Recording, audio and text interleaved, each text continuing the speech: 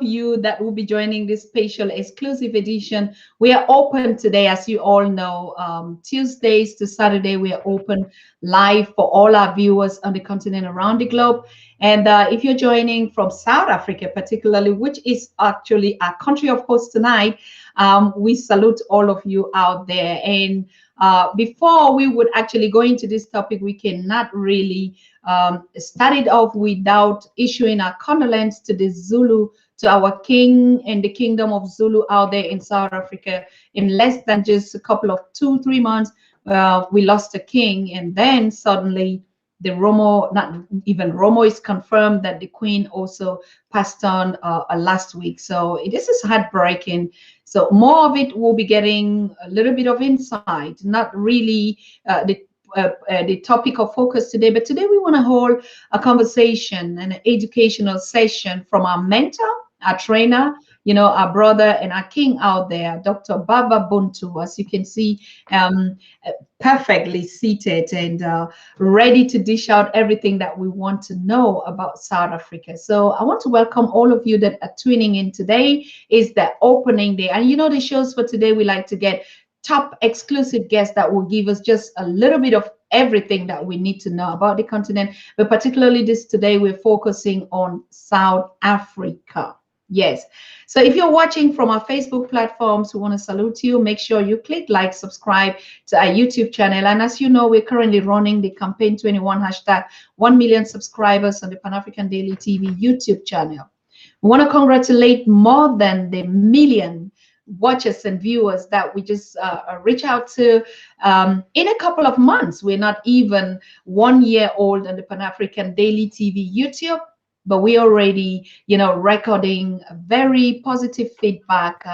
So we want to share our thanks and congratulations to all of you. It has nothing to do with me sitting here. It has more or less to do with you that is watching, that is subscribing, commenting, and of course, liking.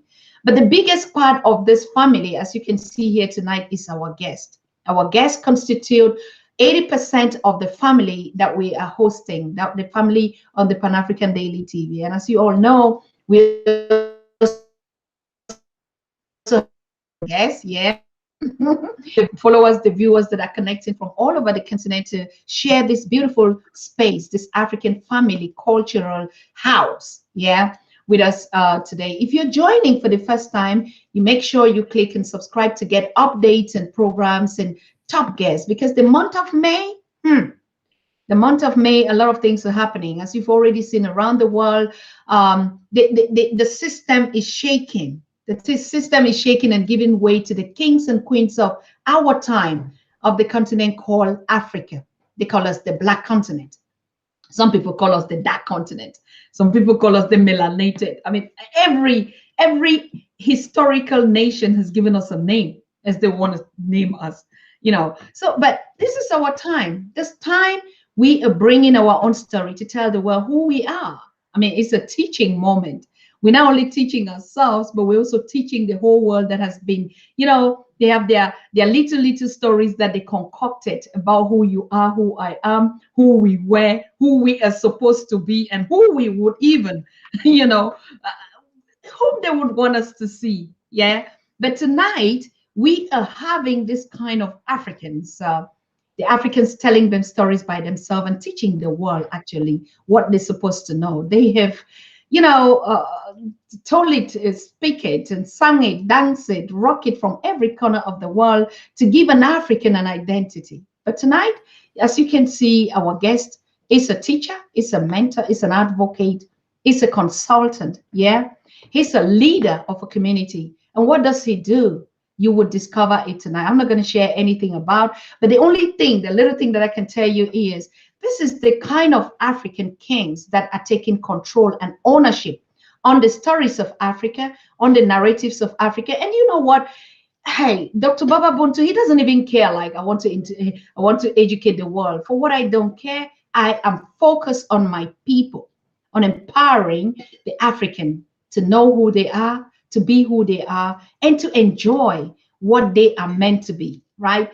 And so it's going to be an explosive day tonight, and I'm just happy. And when I say tonight, you all understand, you out there in the diaspora, watching me. I know it's 2 p.m. or 1 p.m. in your respective areas on the continent of Africa. Some other Eastern African countries or so also getting into the evening. But if we're talking about a country like Ghana or West African, they are still in the GMT, so they're probably 2 hours behind us, right? And so wherever you are watching from, if you hear me always say tonight, just consider it tonight in your space and time. But know that I'm sitting right here in Europe, not just Europe, but I'm sitting exactly on the decks on that particular continent that partitioned us. You know it, that country that stole everything that we have, our dignity, even our artifacts, until now they begin to send them back. Some say they plundered, some said they looted. No, we're saying the thieves. Yeah, they stole it and now they're setting it back. So that is where I'm sitting. Do your research and find out which country is responsible, where their leaders, yeah, they met and they partitioned us like pieces of cake. That's where I'm sitting. Because where they divided us, we'll have to meet here to unite us. Exactly. So I want to thank you all. I think the introduction is good and clear enough as we build this audience. I'm going back live to studio in South Africa with Dr. Baba Buntu, the great. Yeah, the great. So thank you for being here, my king, my Baba. How are you doing? Thank you so much, Sister Susan Tata. It is such an honor to be on this platform. Thank you for the work that you are doing. Warm greetings to all sisters and brothers who are joining us from around the world.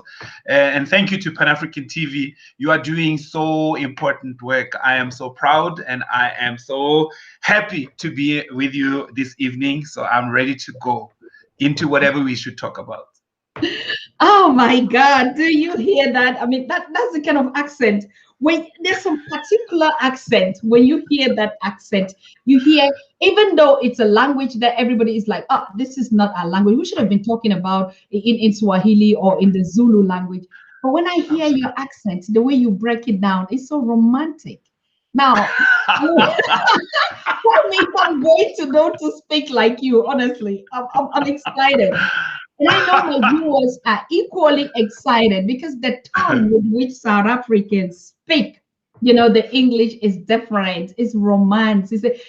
Like Baba Buntu, anything that the African lays hands on, they fix it and they reproduce That's it. true. And even their language, we take it, we use it, and it becomes something else. So I love that No, accent that's true. very much. How is South Africa doing today? Well, South Africa is a problematic space, a difficult space, a challenging space. But I think just as a first response to your question, I'm well, my family is well, the people we are working with and for are also relatively well health-wise. But I think I need to say from the get-go that South Africa is a very complex and difficult and problematic space, Mm, both because of its history, what history has done to us, how we have what what this history has marked us as, and the wounds that we carry. Not to mm, say that we are the only ones. I think we are sharing these wounds with every sister and brother who comes from the African experience.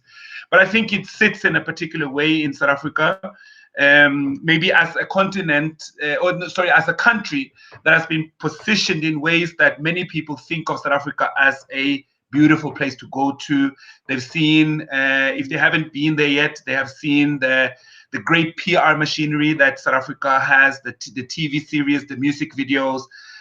South Africa has this PR machinery that makes it look like a very beautiful and peaceful and modern place to be in.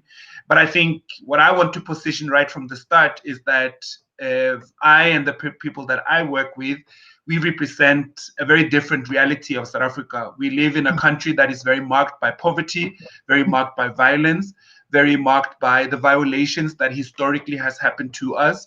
And we're grappling with finding out how to deal with our trauma, how to deal with what history has done to us, mm, what invasion has done to us, what Eurocentric and white supremacy realities has done to us. And we are a country that maybe many people associate with uprisings and protest and harsh voices and speaking up against injustice. And Mm. also, like you were saying, how we as Africans also add elements to the many things we do. So I know that sometimes our struggle songs and our harmonies and rhythms are also quite well known out there. But I think I wouldn't want everybody to believe in the romantic picture of South Africa. There's a very different reality to this country, and I'm sure we're going to go into some of the nuances of that. But it is an interesting country at the same time, and I think it is a country that many people wish to see themselves in at one point in their lives. And if you are one of them, please contact us. We can guide you into South Africa. Don't just book a tour with some tour agency or just the getaway tourism.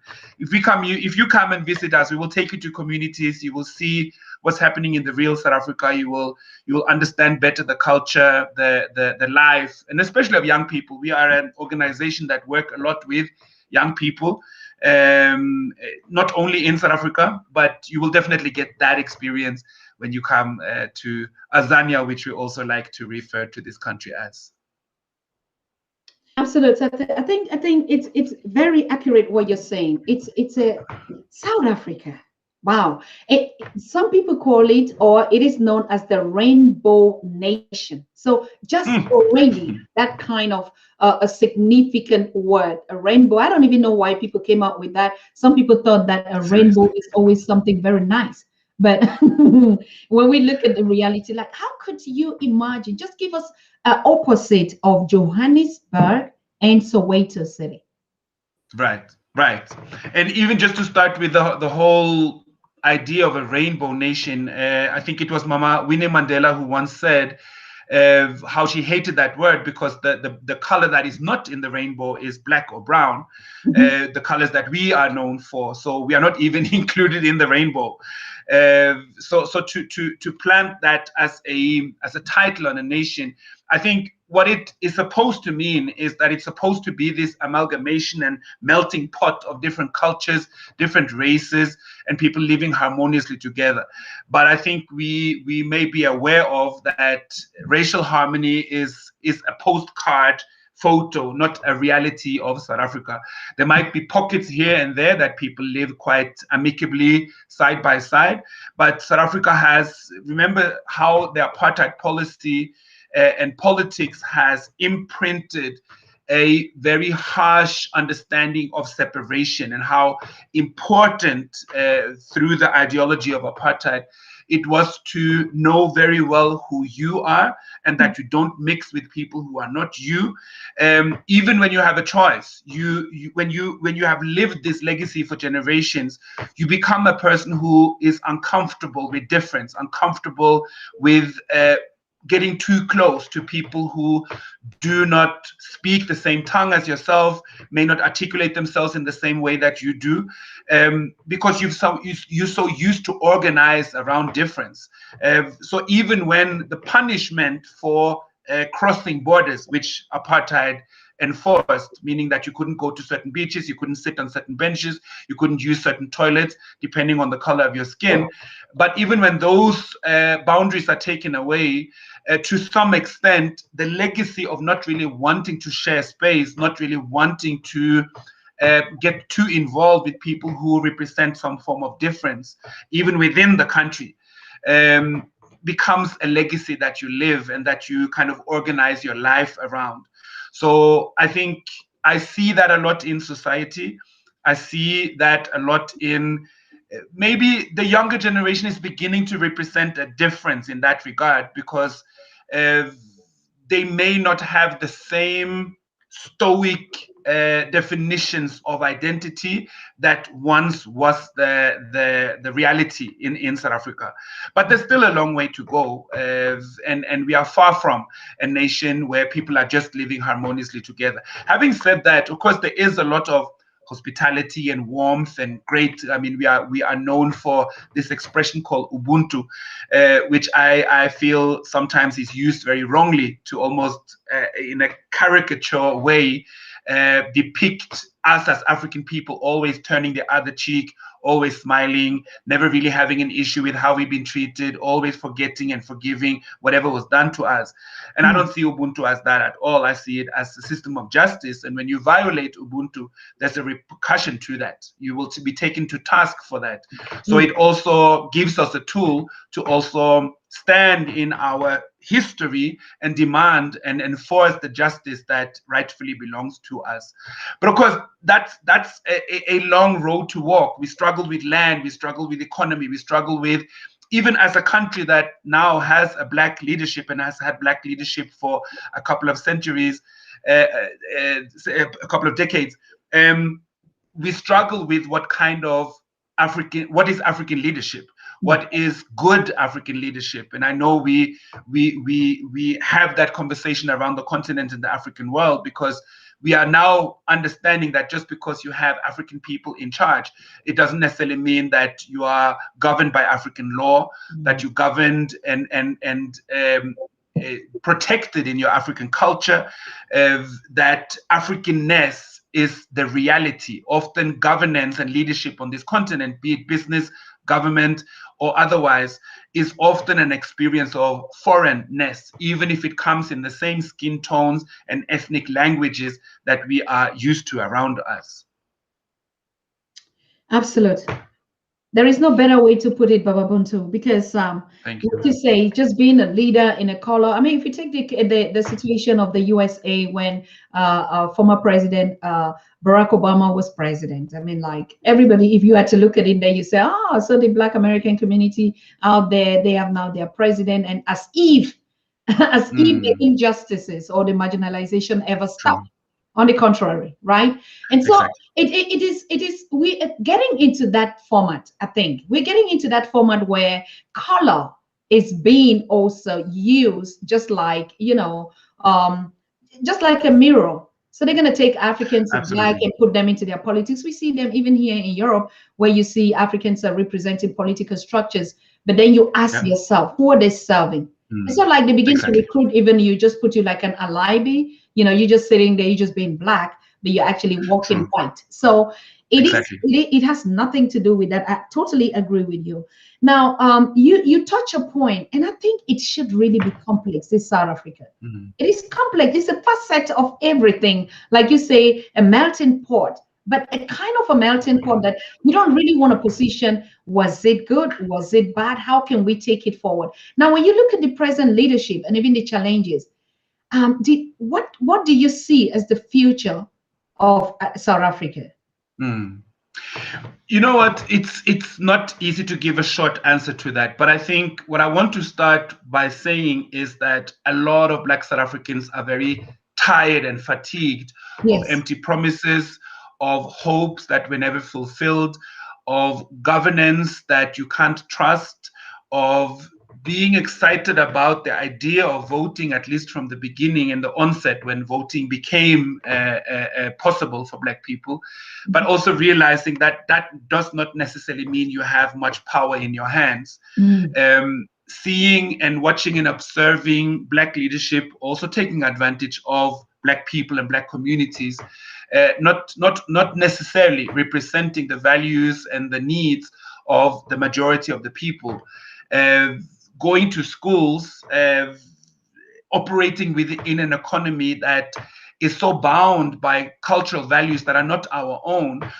I always say this: going to school in South Africa and across the continent in many ways is quite dangerous, because you get filled up with so many values that are not from this continent, and a well-educated African becomes a foreigner to his or her own continent in many ways, meaning that when you then have a diploma and a certification that we all aspire to, and we all clap hands and we all adore those who get to that finishing line, but those are also often the people who know the least about what to do within their community.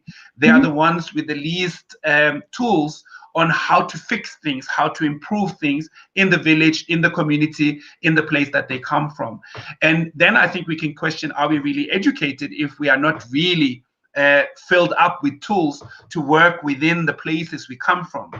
So I think there's that, and there's there's a lot of, I think over the last 5 years, I have taken a lot of pride in seeing young Africans in very unapologetic ways standing up to demand a new form of Africanness. So it has been the Fees Must Fall movement, for instance, coming out of the universities of South Africa, where Black students have said we will not bow to and accept watching or even be around statues of our oppressors. So you may remember the Cecil Rhodes statue in Western Cape that they demanded to take down, because it's like, why would you walk? Why would you go to a school? Being an African and seeing the depiction of one of your worst oppressors and having to pass that every single day, that in itself is something that is not supposed to happen in a liberated country. That doesn't happen around the world. But in the African experience, that is quite normal. So that sparked also a number of students around the country to say that universities are a place of exclusion. You need to come from a certain income group to be able to afford education. That is not fair. That is not just. We want fees to not apply. Education should be funded, should be equal for all. And that led to students shutting down universities, blocking entrances, and forcing certain meetings not to happen.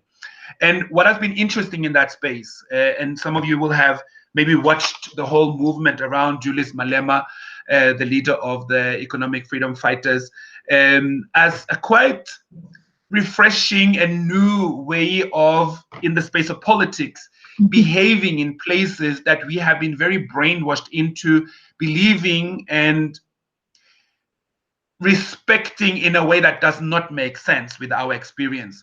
So the EFF government participants will walk in their red overalls, will cause a lot of what people could call noise in conversations that we have been trained and educated and brainwashed into thinking that, no, as good Africans, we must be quiet, we must be amicable, we must speak when we are asked to speak, we must not speak out of order, we must speak nice English, we must not use our African tongues too much, because then even within Africa, we have those rules that we now live with.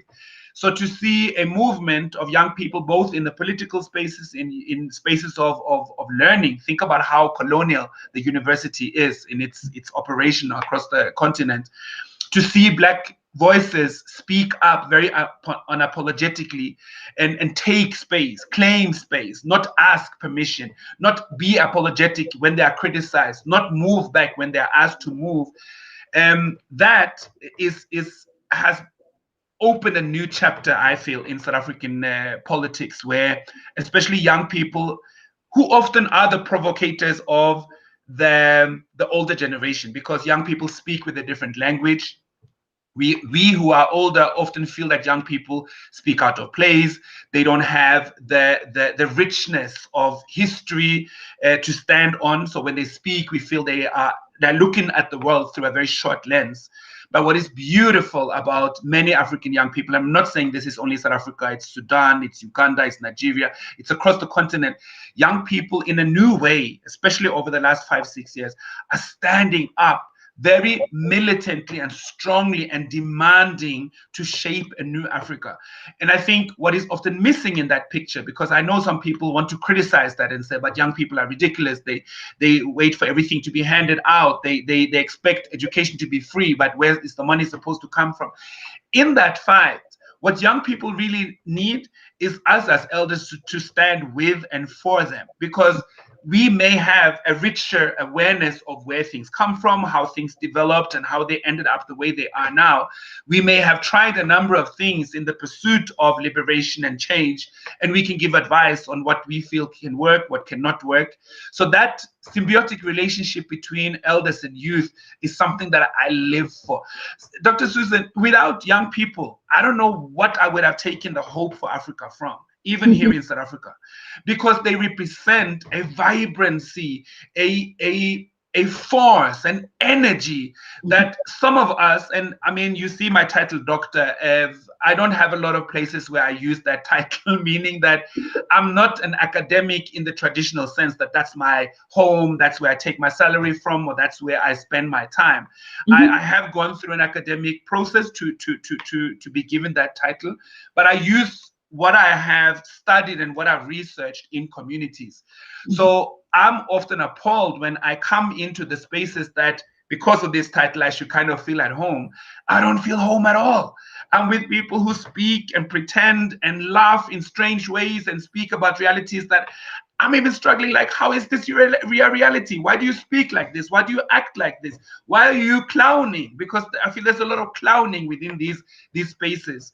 So that, to me, is a reminder of the change that we need on this continent, in South Africa itself as well.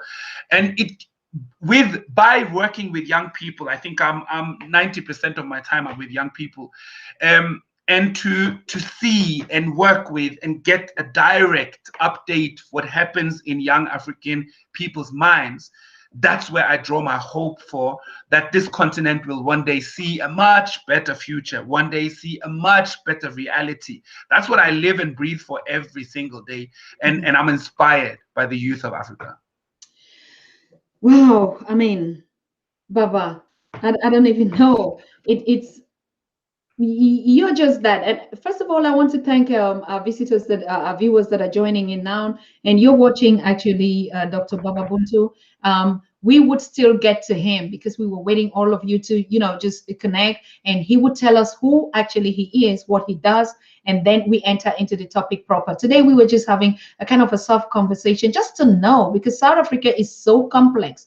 You don't even know. If we're talking about other African countries, you can talk about a particular type of government or a system that is there, and mostly you will have the two, the traditional system and the political system.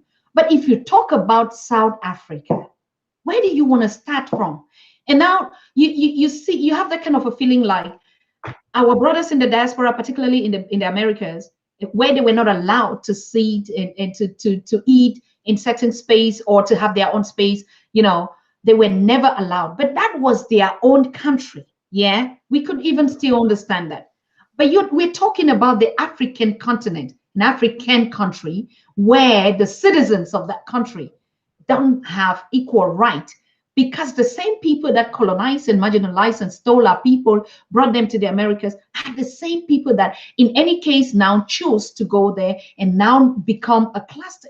I mean, I don't know, it's a call for concern. But we want to thank you so much, Dr. Baba Buntu, for coming to actually share this space with us. I know we have a long day to go with you today, but we want to start by knowing, who is Dr. Baba Buntu? What do you actually do? We've been following you on the Pan-African Daily. We've been seeing the conversations that you're holding, incredible teaching and mentoring, that work that you're doing out there. To the young people, particularly, like you're saying, it's amazing. We congratulate you. And secondly, I thank you because you're saying we're going to partner, because South Africa, we need to put a very close eye on it. And so we're going to have you at least once in a month, to educate us. Now we know that we have a voice out there in South Africa that could actually touch the ups and downs, the corners and the middle points. If you want to visit South Africa, you don't need to ask any other person. You just know Baba Buntu is there and you already are in South Africa. So tell us a little bit about, not a little bit, tell us everything that we should know about you. And then we enter into the topic, because I want to retire. This is your show, it's not mine. It is all your platform today. And when I have a guest like you, I relax and I learn a lot. So over to you. And yes. No, thank you. Thank you so much. Okay. What is there to know about me? I think I really see myself as a Pan-Africanist, both by conviction and what I believe in and what I do, but also from what the experience life has given me. So by parentage, I am from a small island in the Caribbean called Anguilla, which is a small British protectorate, in other words, a colony, still a colony today. It's literally a village with 30 beaches.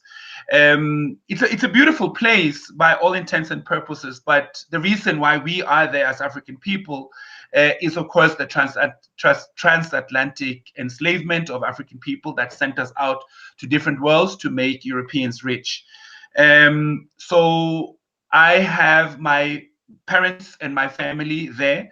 Then I ended up living for many years in Europe, in probably one of the whitest countries in the world, Norway, in Scandinavia, and which is quite extraordinary in many ways, because a lot of people are like, are there black people in Norway? And I think at least Africans in Europe will be aware that there are Africans actually in all European countries, and there's Africans in every country in the world. But through the very mixed and rich African composition of the community in Norway, I had a direct insight and was welcomed into many nuances of the Pan-African family. So I had friends and families that I spent a lot of time with from the Gambia, from Ghana, from Nigeria, from Zambia, Zimbabwe, different parts of the continent. And through that, I picked up a bit of greetings and codes and food. And I'm mentioning this because often when we talk about Pan-Africanism, we only talk about the political ideology, which of course is very important to me as well. But I feel that one of the things that has really enriched me is how I've been blessed to engage with so many different Africans with so many different life stories and so many different backgrounds. I then, through my studies, decided to do field work in South Africa. I had been very involved in the anti-apartheid struggle from outside South Africa. And I came to South Africa in 1993, which is the year before the first so-called democratic election. I'm saying so-called, and if you want me to expand on that, I can do that later. And I was then rushed into a country that was literally in turmoil. It was really upside down. It was at a peak of an extremely violent period that South Africa was going through. There was a lot of funding from the apartheid government through underground sources to instigate violence against Africans, killing other Africans. And I think this is an important backstory to the killings and the violence that you have seen where Black South Africans have attacked other Africans as well. We'll also get back to that. So it was not a beautiful experience by far. It was a very horrible experience in many ways, but it was also very grounding and very real, because I felt I was living in the midst of the colonial wound in many ways. And it taught me a lot about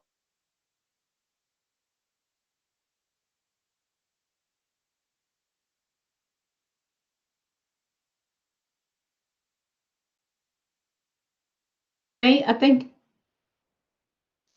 it's, oh, the connections out there must be very horrible. I already see it. A lot of people signing in to say they can't watch the conversation because their network is hanging, and I see it also in his space there. I hope it would be better, because this conversation tonight is a very important one, and we don't want to miss this conversation. Like we said, South Africa is this kind of a mix. Now, we wanted to hear from him and his work as a teacher, as a mentor, working actually with the commons of the South Africa. How does he merges, in this concept of saying we have to teach an African to become an African again? And you saw it from the brief description and the explanations and the welcome address that he was saying. A country like South Africa is like just not, it's South Africa. They even from the map and everything, they cut it off as if it's not an African country, as if it's not on the continent of Africa, right?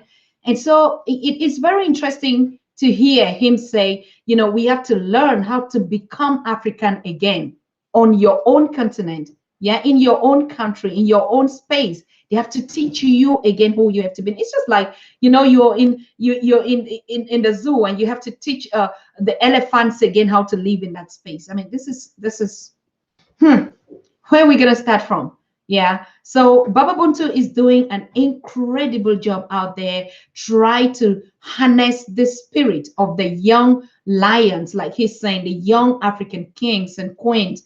We know about South Africa in Like we talk about a girl child rape, then you think about South Africa. We talk about xenophobia, you think about South Africa. We talk about apartheid. We talk about, the president that suffered the most in prison for nothing, for just asking for their equal rights. You think about South Africa. You think about a country that everybody thought got independence, but at the same time, is still controlled by the imperialists. As still everything in South Africa is still owned. Like you see a country where geographically they're on the same space, but one side is like Europe and the other side is, I don't want to say like Africa, because Africa can never be like that, right? I mean, in a whole country, what a shame. What a shame for a government to divide a country. I mean, we understand in the different areas. We were talking about our brothers in the Caribbean being faced with this tornado and this volcano in St. Vincent. We talk about, the African on the streets of America who is constantly marginalized. We talk about the war in Chad, in Mali, in the uprisings and the young people. The situation in Nigeria is not getting any funny. But these are particularities that you hear in a common nation. Indifferences in Uganda, you just heard about the election and young people demanding their right and the candidates out there. In Ghana, you hear about repatriation. You hear also about Ghana say, we don't give you our cocoa. I mean, the countries you can hear, Ethiopia and Eritrea in the Tigray region, you hear, yes, they're having misunderstanding, but at least where would you find on earth a country, a nation, that has two different countries in it? Only in South Africa. Only in South Africa you get this kind of economies. I mean, you're like, where are we? We talk about the issues in different countries, but this one is a particular case, South Africa. South Africa. So when you look at a brother like this, a mentor, a teacher, coming from different backgrounds, as he's telling you, with different disciplines, just say, hey, I want to invest my time. I want to engage in the young African because I see the difference in how they think. Baba, are you there? I am here. Can you hear me? Yes, I can hear you now. I'm so sorry about your connection. It's okay too. I'm so sorry about your connection out there. All right, over to you. Yes. Sorry about that. Where should I pick up? Did you notice where I fell out? Oh, I think we were just, when you were talking about the situation in Norway, that when we're talking about Pan-Africanism or African, we keep thinking only about it. Right. Okay. So I was explaining that Norway gave me a very Pan-African experience, not so much in the political sense, but in the sense of relating to and getting to know many different cultural ways of being from various parts of the African continent and also the African diaspora. I then came to South Africa in 1993 at a time when it was building up to its first elections. It was a very violent period. It was a very horrific time to be in South Africa in many ways. But it was also a space of reality. It was a space that really brought home how oppressed we are as a people and how we're living with all these conflicting realities of when we have a choice to shape our destiny, who do we want to become? When the walls of oppressions are about to fall, or at least are cracking, what decisions do we make to really own our presence and future? So for me, it was a very serious and life-changing moment in my life, which made me then choose to come and settle in South Africa in 2000, or over some years, but finally in 2000, I moved permanently to South Africa, and I've been here ever since.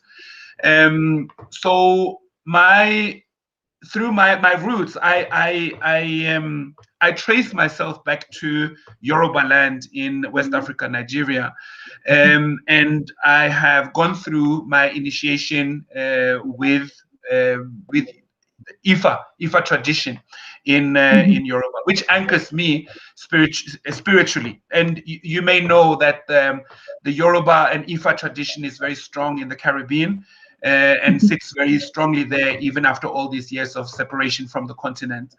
But then choosing to be part of and immersing myself in the society of South Africa, a very conflicting and a multi-layered society. I saw one brother posted a comment just now saying that he had heard people saying South Africa doesn't feel like an African country. Mm-hmm. And I think what South Africa really does to you is that there's so many truths living side by side in this country that it can really freak you out. It's disturbing, meaning that I mean, many people from outside love to come and visit Cape Town, and many are so amazed by how Cape Town gives you a very European or Western experience with the African temperature and exotism that comes with that. I think Cape Town is a horrible place. That's my personal opinion for similar reasons. But South Africa is definitely an African country, also in the sense of what we maybe typically refer to as Africans, with village life, with agricultural life, with cultural customs, with all the things that we normally refer to when we say traditionally African. That sits very strongly in South Africa as well. But like I said, and when we say that South Africa is a melting pot, what we really are trying to say is South Africa has a lot of white people. That's what we really say. because there are people of different origin or different countries living in other parts of Africa as well. It's not. Oh.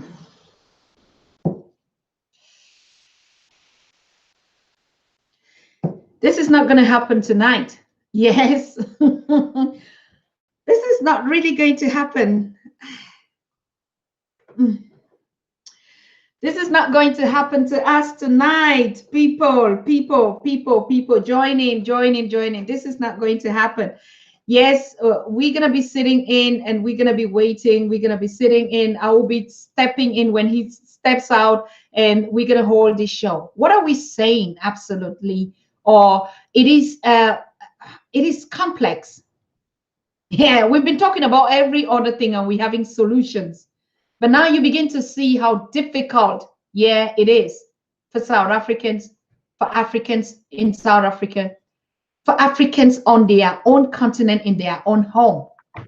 Yeah. All right. Over to you, Baba. Dr. Susan, I am not sure what is happening. Somebody's trying to mess us up here. I'm not sure. Don't worry. What this is. Go ahead. Exactly. Yeah. No fear, no hesitation. So when you step out, I step in. When you step in, I step out. We will do it like that. We're gonna dance that dance. We give thanks. So I was talking about the multi-layered reality of South Africa. And I think having spent some time in West Africa and a little bit in East Africa as well before I came to South Africa, it took some time to orientate myself in South Africa, because it was an experience of many opposites. There would be hostility that you couldn't even imagine, and then there would be welcoming that was too warm again. So the two realities would happen, and it wasn't always clear to me why it happened now and why it didn't happen there.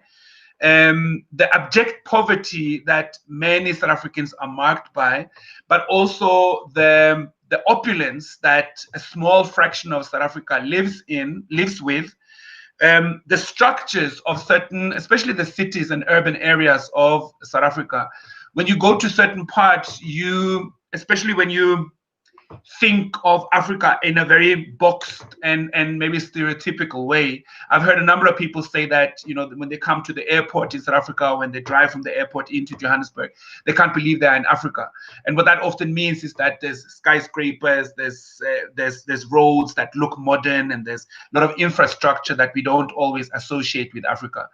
So there's that, but there's also, and for me, I think what helped me to connect with South Africa is that wounded soul, that soul of Africans who want to belong, who are struggling with identity, struggling to own their history, their presence, and their future, struggling with what oppression has done to them. And that's something that I could very readily identify with and felt myself being a very strong part of. So I never felt like I was a visitor in that sense. But as somebody who originally was not born in South Africa and have a history beyond South Africa, me too, I've also been in many situations where I have experienced the hostility, the questions, the suspicion, the to some extent hatred as well. Like, why are you here? What are you doing here?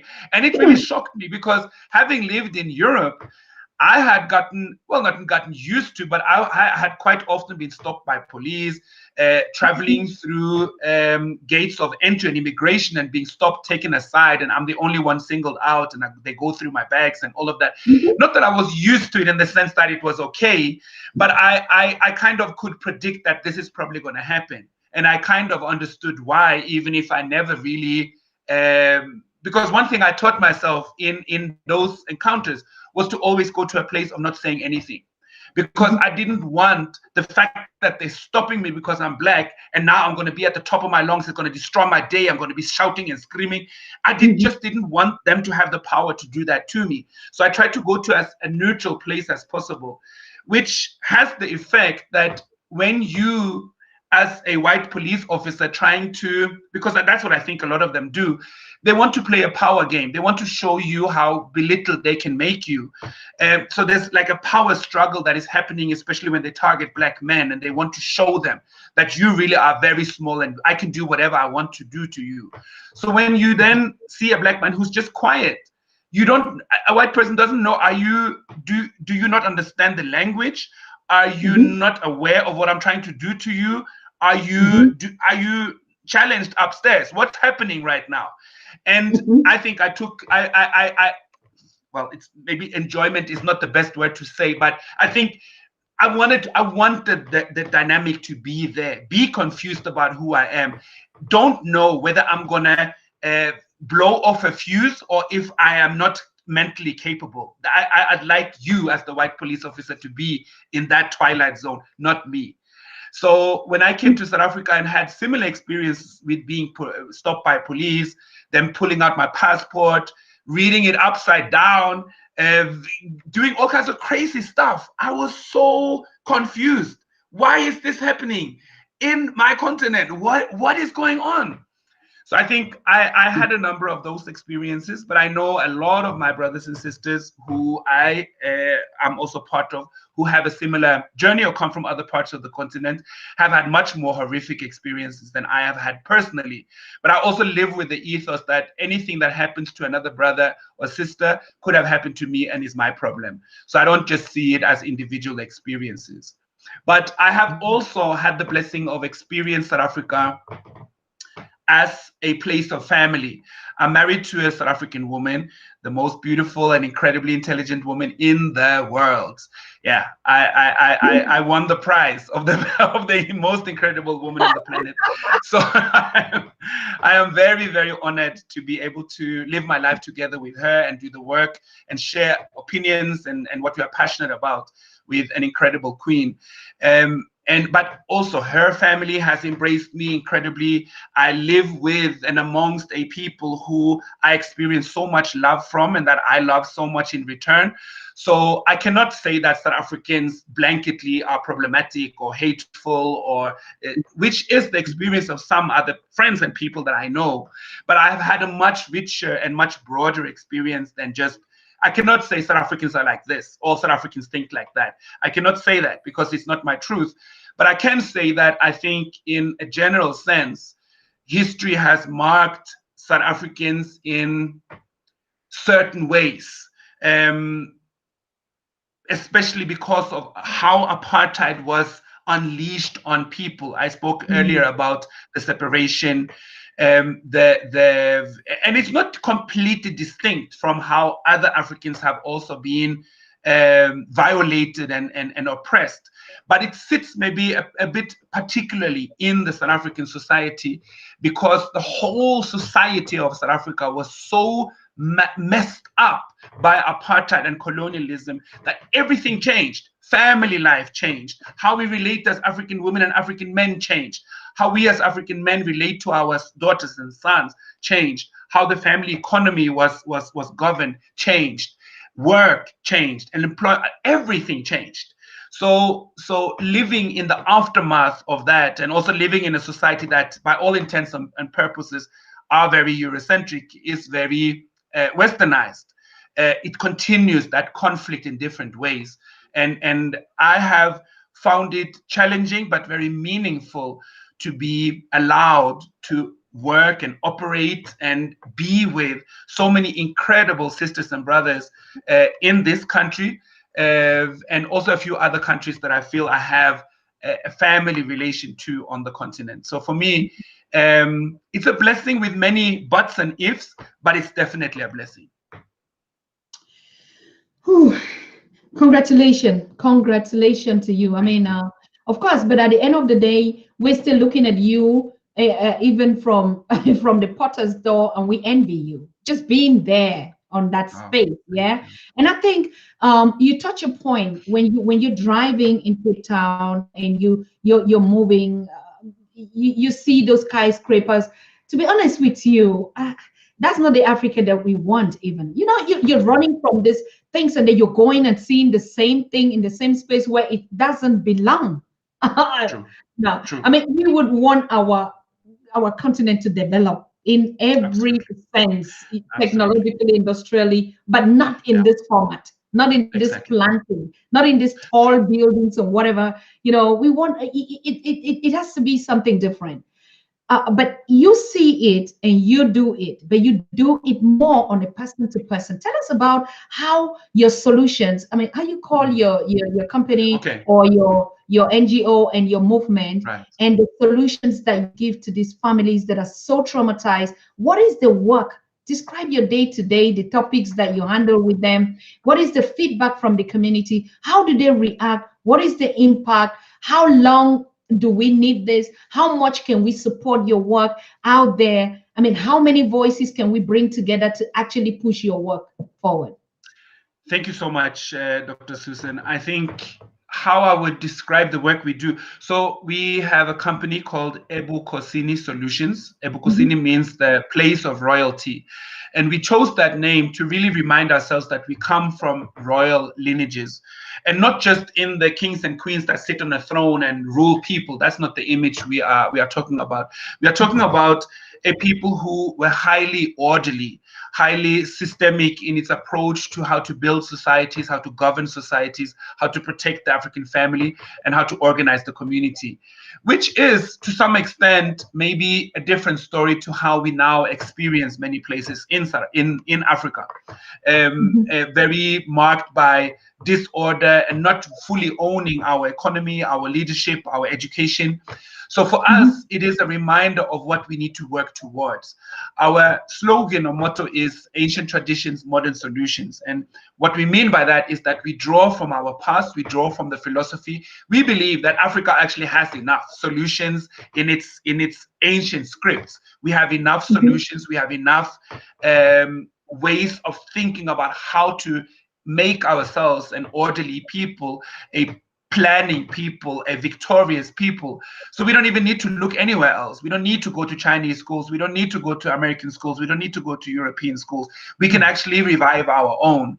And the reason we often do not do that has to do with the faith and the will that many of us are challenged by establishing. Many of us, we may say we are proud of Africa, we may pump our fist and say black and proud, but deep down, we don't fully believe in our continent. We don't fully believe that we can stand on our own. We don't fully mhm, believe and want to take the risk of of pushing back and pushing out all these other elements that we have gotten used to and that we now think we actually depend on. I think completely opposite to that. I think we are enough, we have enough, we can re-establish what we had. And that doesn't mean to go back. It definitely means to go forward, but it means to go forward. I can confront this world. I'm not scared of the westernized world. I'm not scared of this power that keeps sucking us dry. I'm angry with it. I'm upset by it, but I'm not scared. If they say, fine, we're gonna leave, I'll say hallelujah. Thank you. Thank you so much, because now we can finally begin our journey. So my mhm, point is we need to push ourselves to that point where we take over and take ownership of our lives. So what does that mean? Because this is just words, what I'm saying now, but what does it mean in practical sense? So we are a small company, but we have decided to live every single day in servitude of Mama Africa. And our interpretation of that is mhm, to start with the relearning process. The relearning, so for instance, just to give some pictures to what that means, 2 days ago we had a workshop on what does African prayer mean? What does it mean to connect with our ancestors? How do we do that? How do you set up a shrine? Can you do it anywhere? Who's supposed to do it? Why do we use water? What if you don't want to use water? Like the textures, and that's just one. I'm talking about a small aspect, of course, of the African experience, but we're talking to a community and a continent that in many ways have lost the details of what it means to be African. So coexisting with our ancestors, understanding the impact on our world and how we connect with them, that's a very deep science in itself. So that's one example of relearning. We have a number of youth projects where we work with young entrepreneurs. And we like to work with those who really have fallen off everything, who feel they cannot even show up when there is an opportunity for young entrepreneurs to come into a learning journey. They feel that, no, I don't even have good ideas. I don't even speak good English. I don't think I can do anything. Those are the people we want to connect with. And we then take them all on a journey. What we can teach people the best or coordinate the best is that awakening process of being within a Black body and feeling that, you know what, I have a lot of dreams, but I don't think I have what it takes to really stand on my own, to really march forward in this journey of life and believe with all my heart that I can be a solution to Africa. We want to reposition that willpower, because for me, it speaks about will. It is never going to be easy. It is always going to be challenging, especially for a people like us. We look to our left, we look to our right, we look center, and we see challenges everywhere. And we are overwhelmed by them because we see famine, we see war, we see poverty, we see elders dying at a young age. We see a lot of problems, and we become fatigued. We end up saying, you know what? I'm tired of this. When is Africa going to work? When is Africa going to rise? When are we going to see African unity? When are we going to see us standing up? And this is why I said a little bit earlier that I'm so inspired by young Africans across the continent who are demonstrating to us the necessity and also the possibility of working together. So through Ebokosini, we set up, let me call it, healing and empowerment spaces where we start to emulate and put into practice the things that we want. So for instance, just another example, and I'm reminding you, we're a small organization. We don't have funding from any external point. So we try to make the money that we need to resource the work that we do through our consultancy, through our learning journeys and programs that we also offer to other NGOs and communities and learning institutions. But our main practice is out in the communities, in the townships, in the rural areas, and especially with young people. So for instance, we have a program for men called Shabaka, where the question we ask ourselves as African men within Shabaka is, am I the best African man I could possibly be? And if I'm not, why am I not? And when I've outlined the different reasons for why I think I'm not as good as I potentially should have been, what within those reasons that I've found can I take ownership for improving on? And that's the entry point. So what that means, am I somebody who's full of anger? Am I somebody who keeps talking about how I'm going to start a company, but I never do? Have I become the husband that my wife is scared of? Have I become the father that my children don't know how to relate to? And if I realize that this has become my life, does it end there? Can I not do anything about changing it? And we believe we can. So it's a very practical process of repositioning yourself as an African man, coming through a infantilization process, which the colonial experience did to us. We were infantilized. We became boys. We became servants. We became insignificant. And even in front of the eyes of our sisters, who we once were the change makers for and with, who we once were the demonstrations of communal power, responsibility, and great work, they also saw us fall. And I think in that moment, we started to walk a journey where we both became very disappointed with each other and very insecure. So many of us, when we come into relationships as African women and men, we spend a lot of time either being very suspicious about, when are you going to hurt me? When are you going to disappoint me? I'm just waiting for it because I know it's going to happen. Or we attack each other because it's better that I attack you first than that I allow you to hurt me. So we instigate, we say hurtful things, we block each other, we behave in ways that actually hurt our partners. Even if we don't really say we want to do that, it's almost like it comes out without us stopping it. So for us, within Shabaka, we want to look at our role as African men. And some sisters are saying, I would give my life to just sit on the wall and just hear what brothers are talking about when they are alone. And maybe contrary to what many sisters think, we are not spending time talking about how useless women are and how much we hate them. We actually talk much more about how it hurts us when our women have no confidence in us, when women no longer see a suitable husband in us, when women have gotten to a point where they maybe think we need to have a certain income bracket to be an eligible husband, for instance. And then we start to think about what is the manhood, because many of us live in our African manhood as a performance, hoping that we will convince the world that we are real men. But deep inside, many of us have this insecurity and we don't know how to articulate it and how to speak about it and how to change it.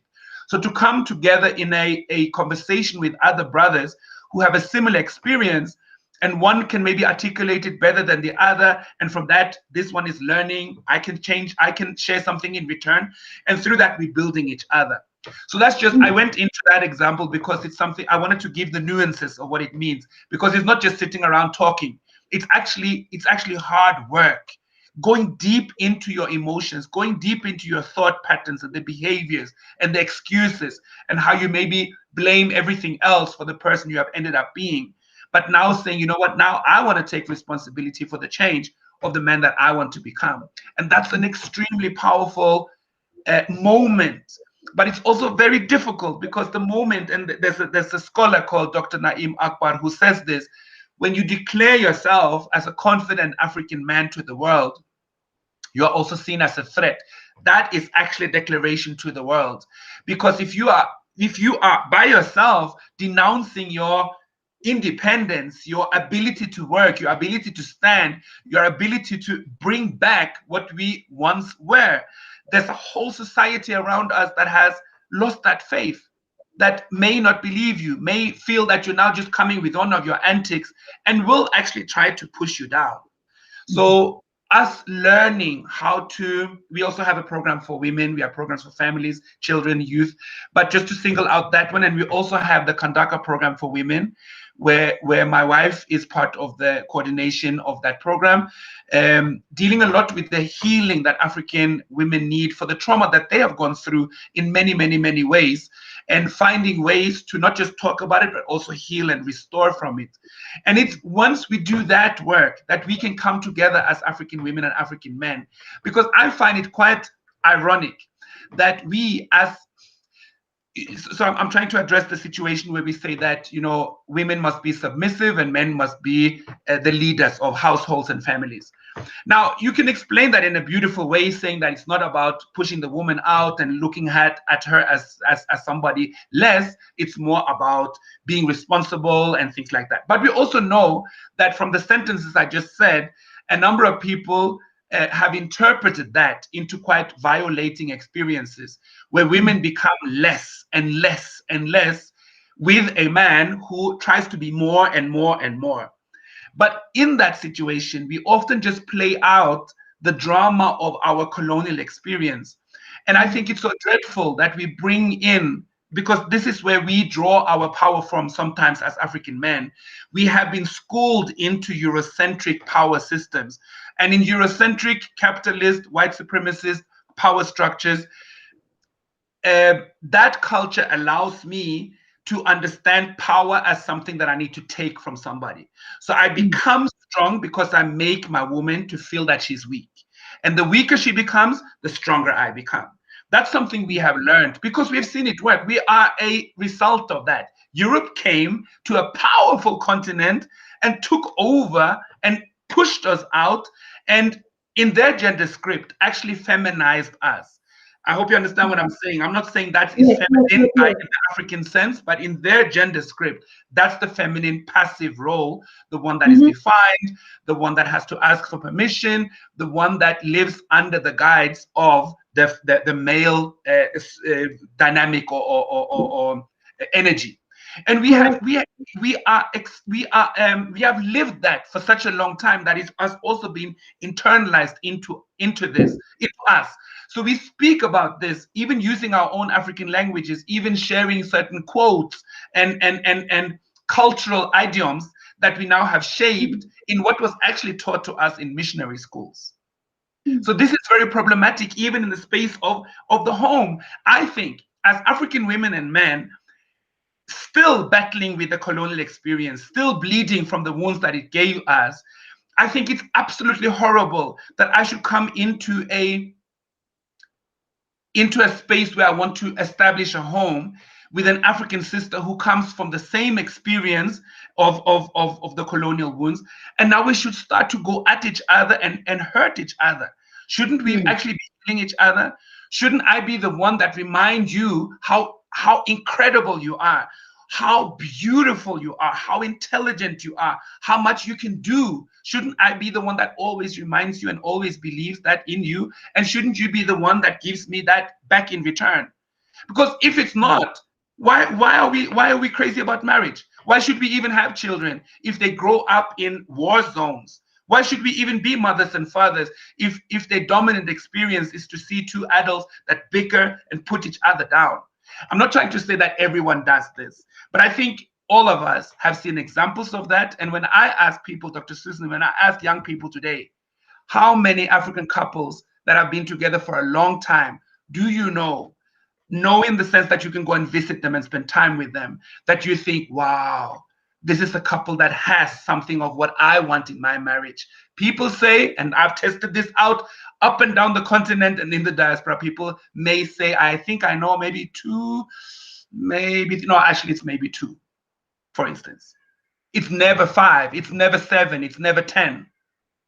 And that doesn't mean that nobody's or everybody's messed up and everything is being exercised in a wrong way, but too many of us struggle in the space that for me is the founding platform for African power, the family. Because if I don't find my power in the African family, if I don't know how to be part of empowering my wife, and if I don't know the experience of being empowered through her, how can I go out and say I'm empowering anybody?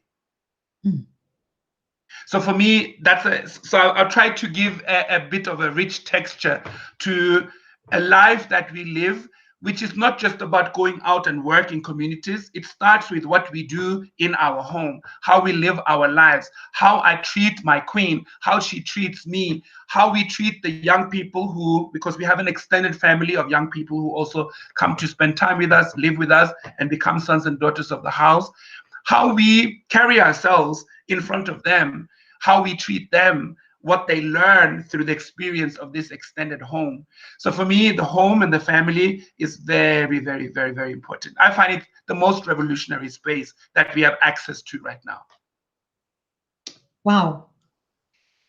I mean, people, you can hear that, and this is another kind of empowering and breakthrough that it's coming from a brother that is talking like that. And I really appreciate you. I appreciate you because, I mean, we talk about every other thing, we blame every other thing, but like the saying, even become a manager or a director, or I don't know in which place you hold in an office in a company, if you cannot keep a home, you can never keep a community.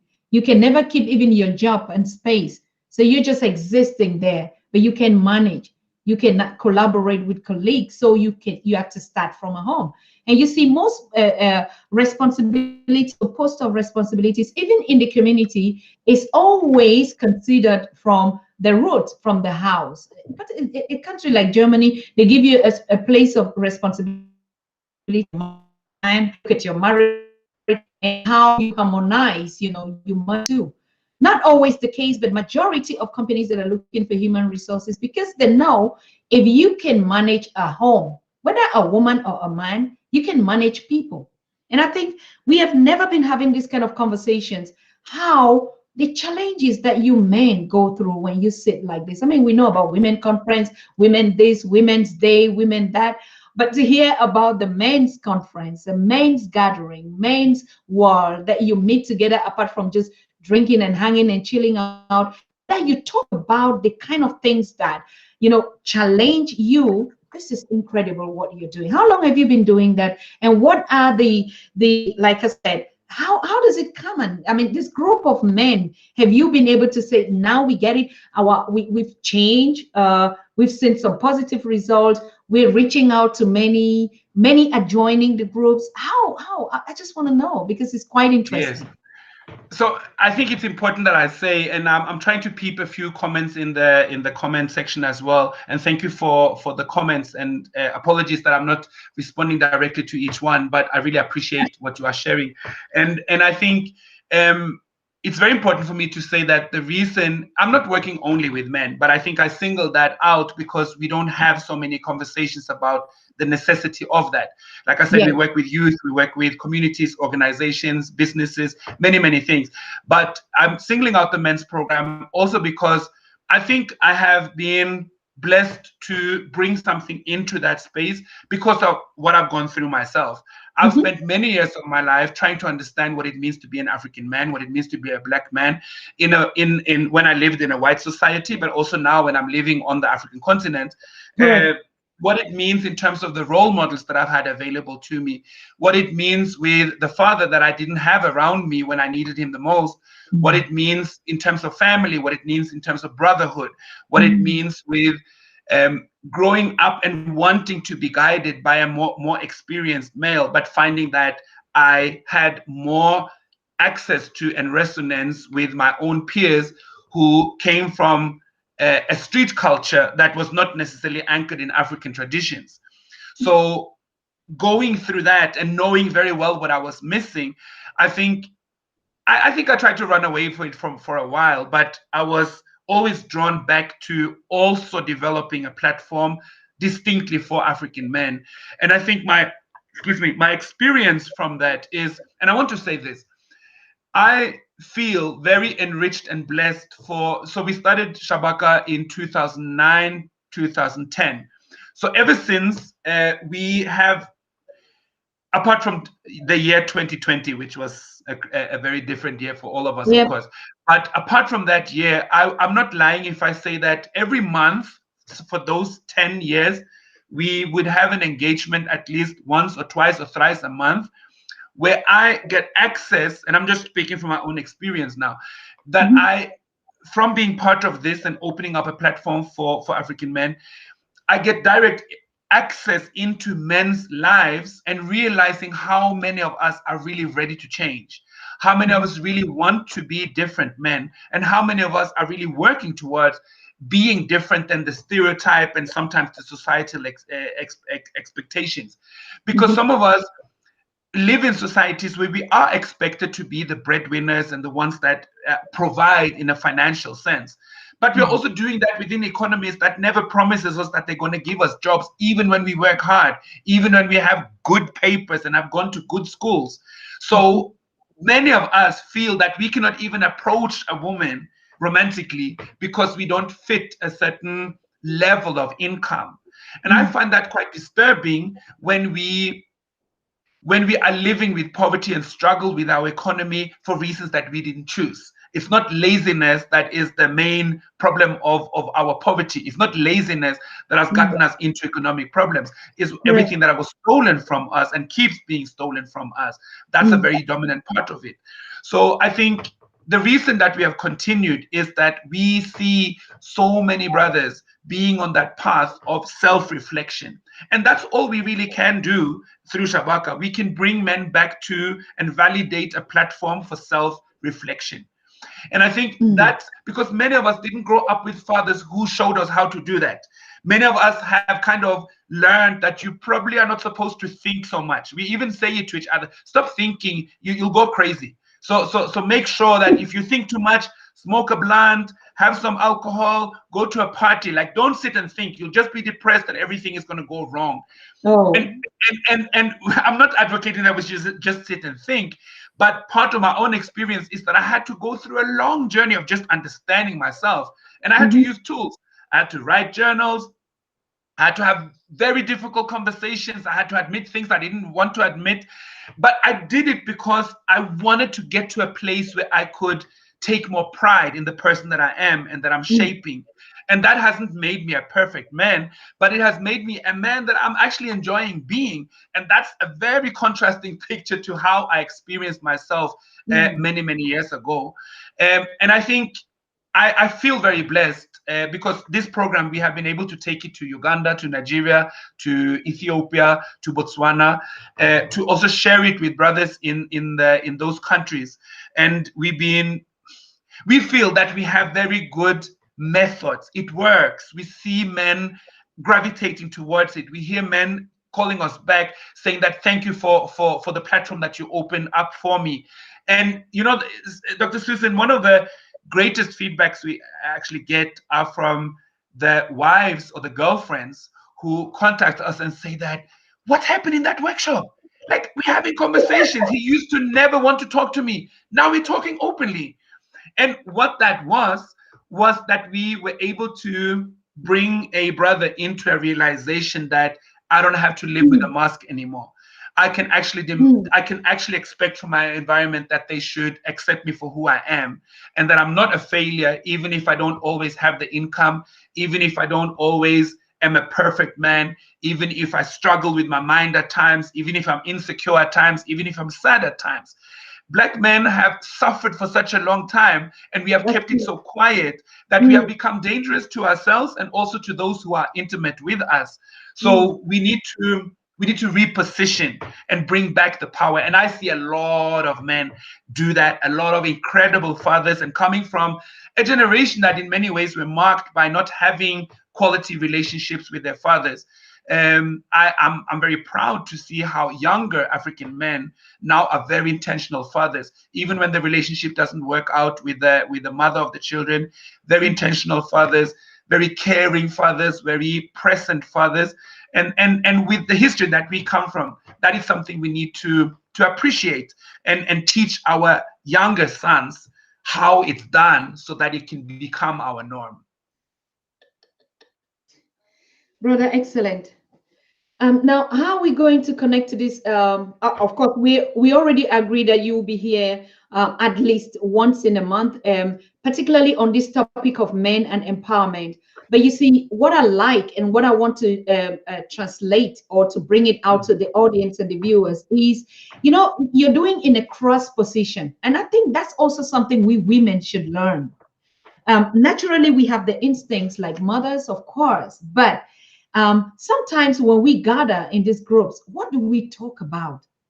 You know, but you're doing it in a situation where it's about us reflecting. How can we better, you know, the queens or our homes or ourselves, our jobs, the challenges that we as men just reflect, not being critical, not being a victim, not being always like, why should it be me, but actually addressing the needs to develop. And I think this is also a challenge for us women. When we gather, even when we say our women meeting, what do we talk about? So it should also be a reflection of like, we are also talking about the challenges, how we can make our kings more better, how we can empower them, instead of just talking about the opposite. But like you said, we've inherited a system that has put us against each other without us being aware.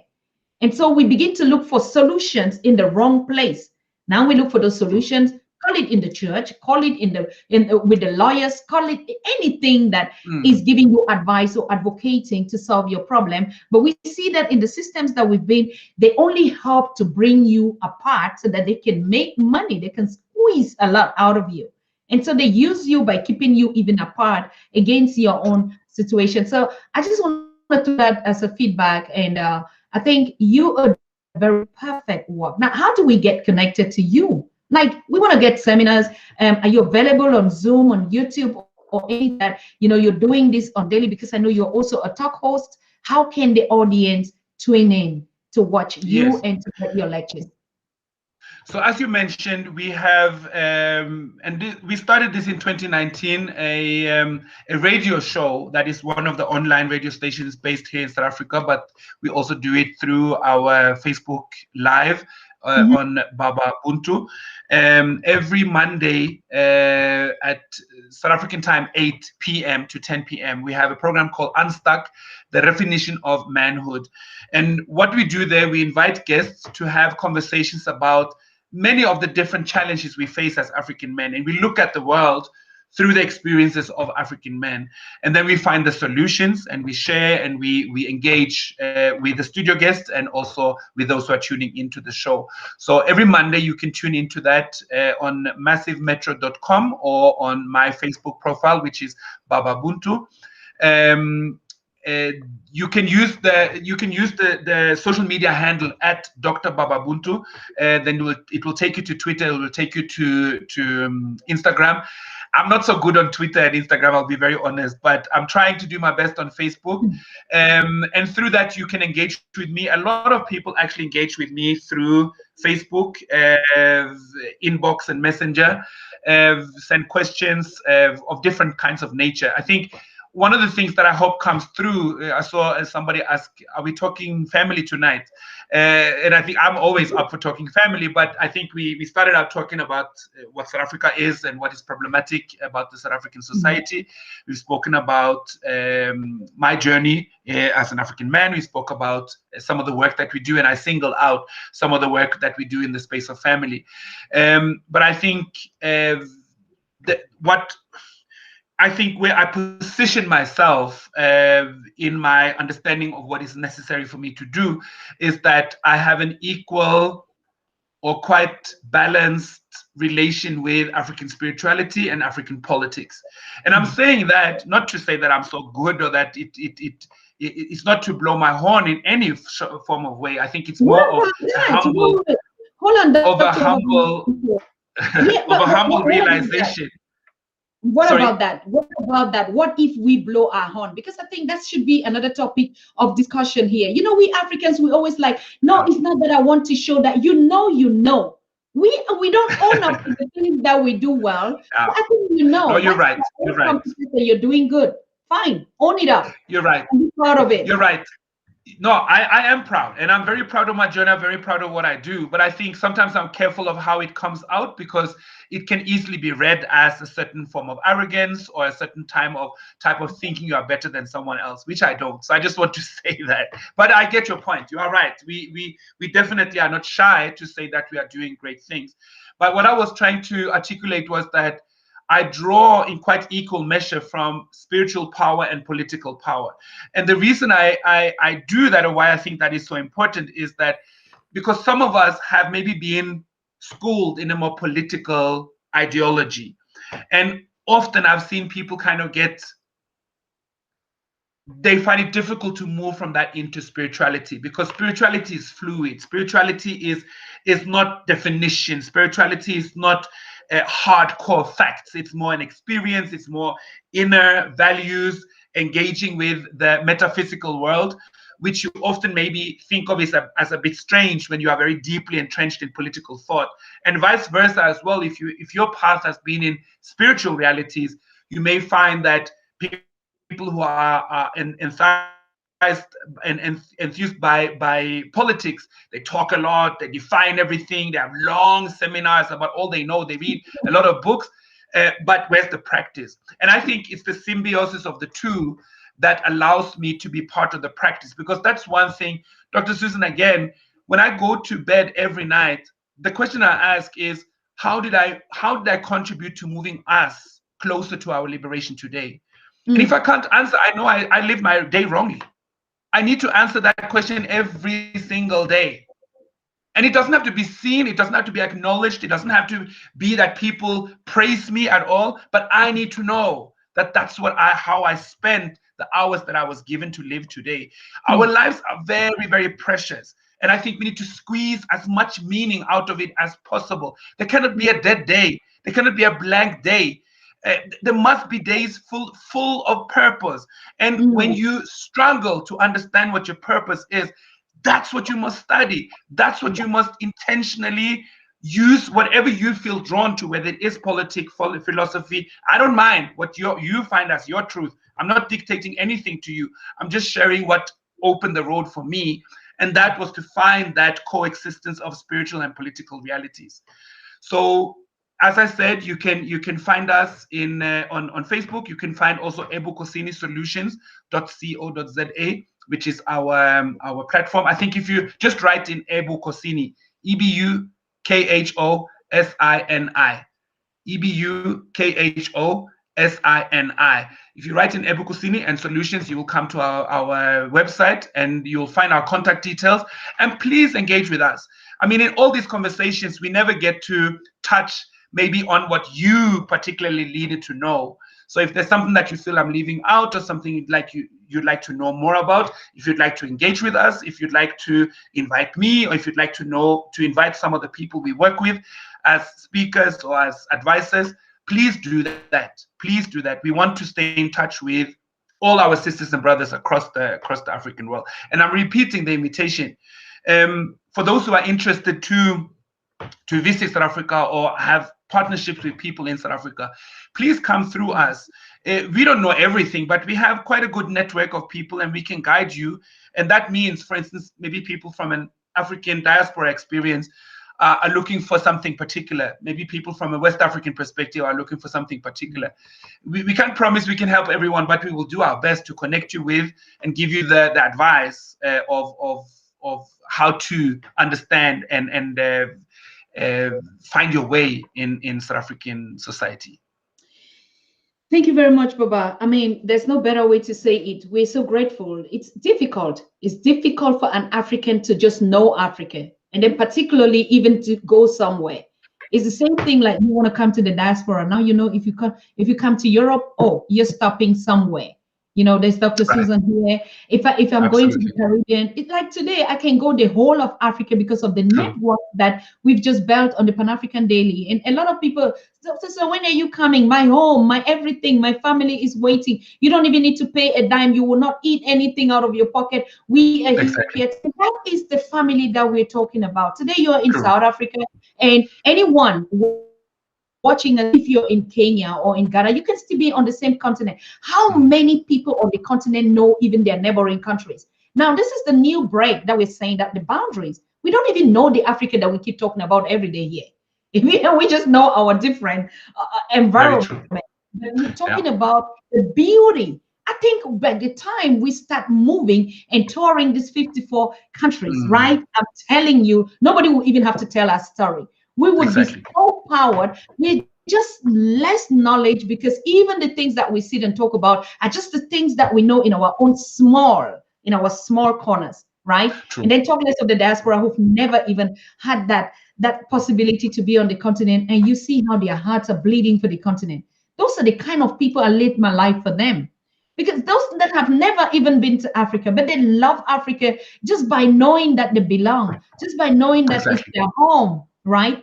Then talk less of those that have that feeling, that spirit that you're talking about. It is amazing. Yes. So we're encouraging everyone. What I can offer to support your work, like you said, you are streaming every Mondays, and it's actually days when we are off on the Pan-African Daily. So I can connect your show, right, to our viewers. Beautiful. They can know. So like we just connect on your platform, and then we give our viewers also the possibility to engage, because what you are doing there, particularly the issue building ourselves, it is incredible. We've never had it.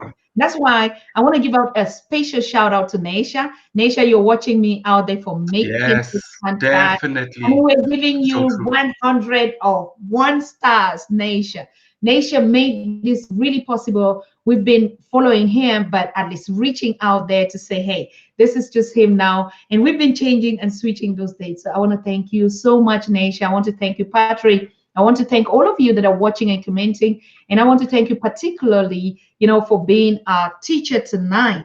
So yes, I would connect after the show. Mondays, you're going to have Baba Buntu live on the Pan-African Daily TV. Not me. It's not my show. You're not even going to see me. I'm off.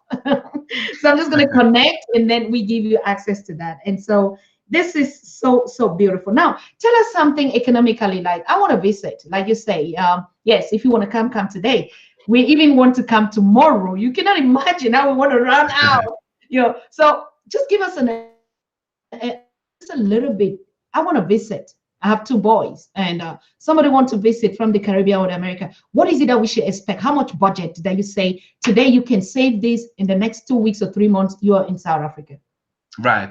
I think I will rather answer people maybe more personally when they ask about the budget. But what I can say is that you can come to South Africa on quite different budgets. It's not just one way.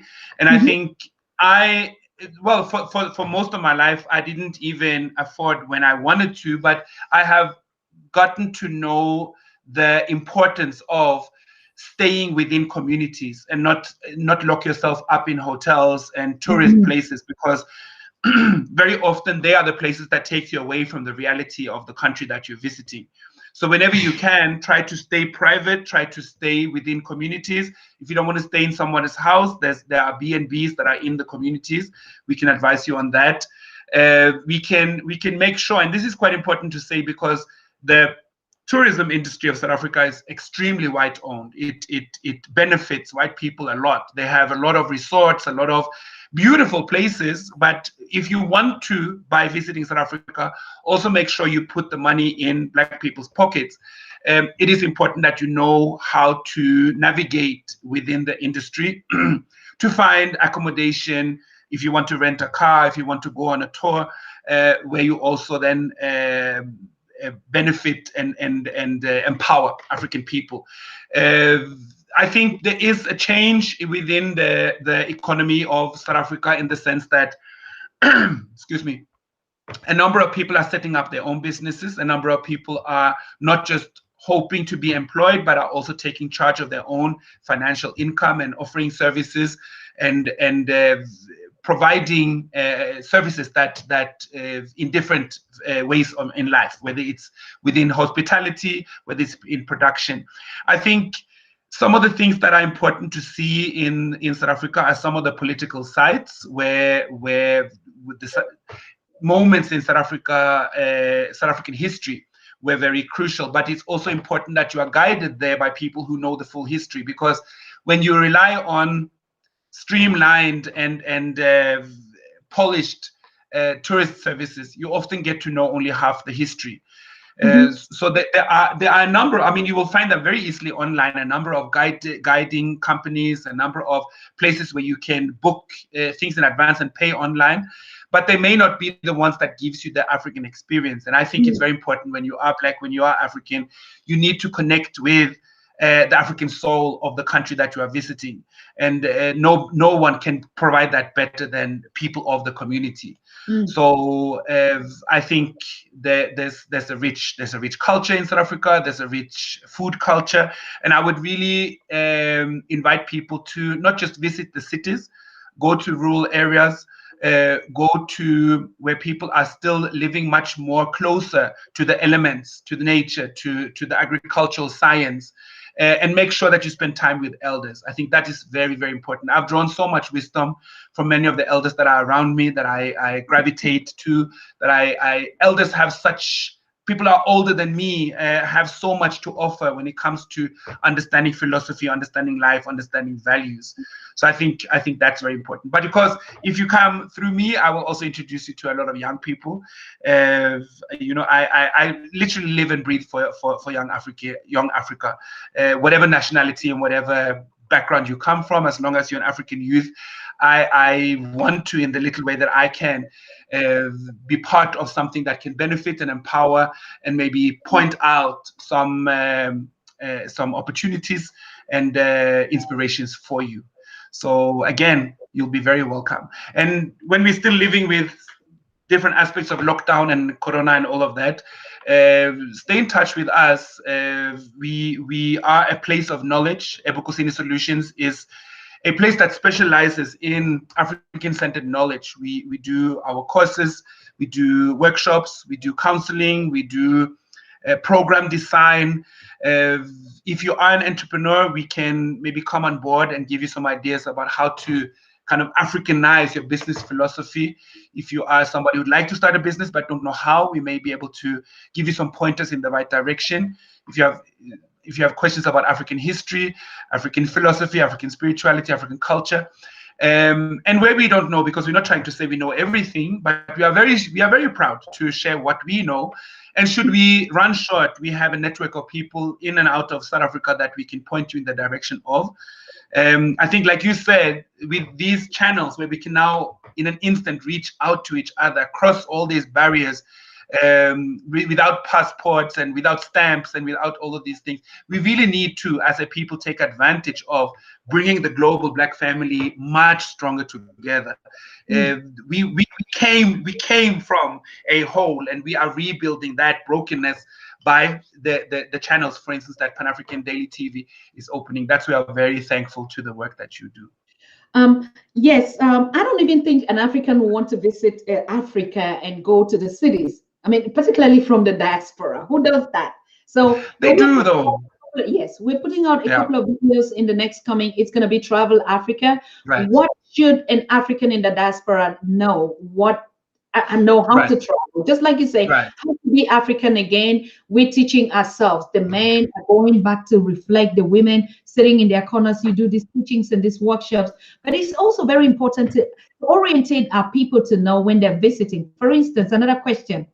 I'll be opening the line shortly because I see a lot of challenging questions out there. I think people have a lot to say or to ask you directly, and we have enough time for that question session. So be patient.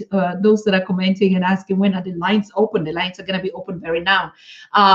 What I want to invest in Africa, in South Africa, for instance. What is the short way that, or what are just the keywords and the sectors that you would say, hey, $5,000. $2,000, $3,000 you can invest here. Even if it is in education, like you said, capacity building. Oh, did I lose you?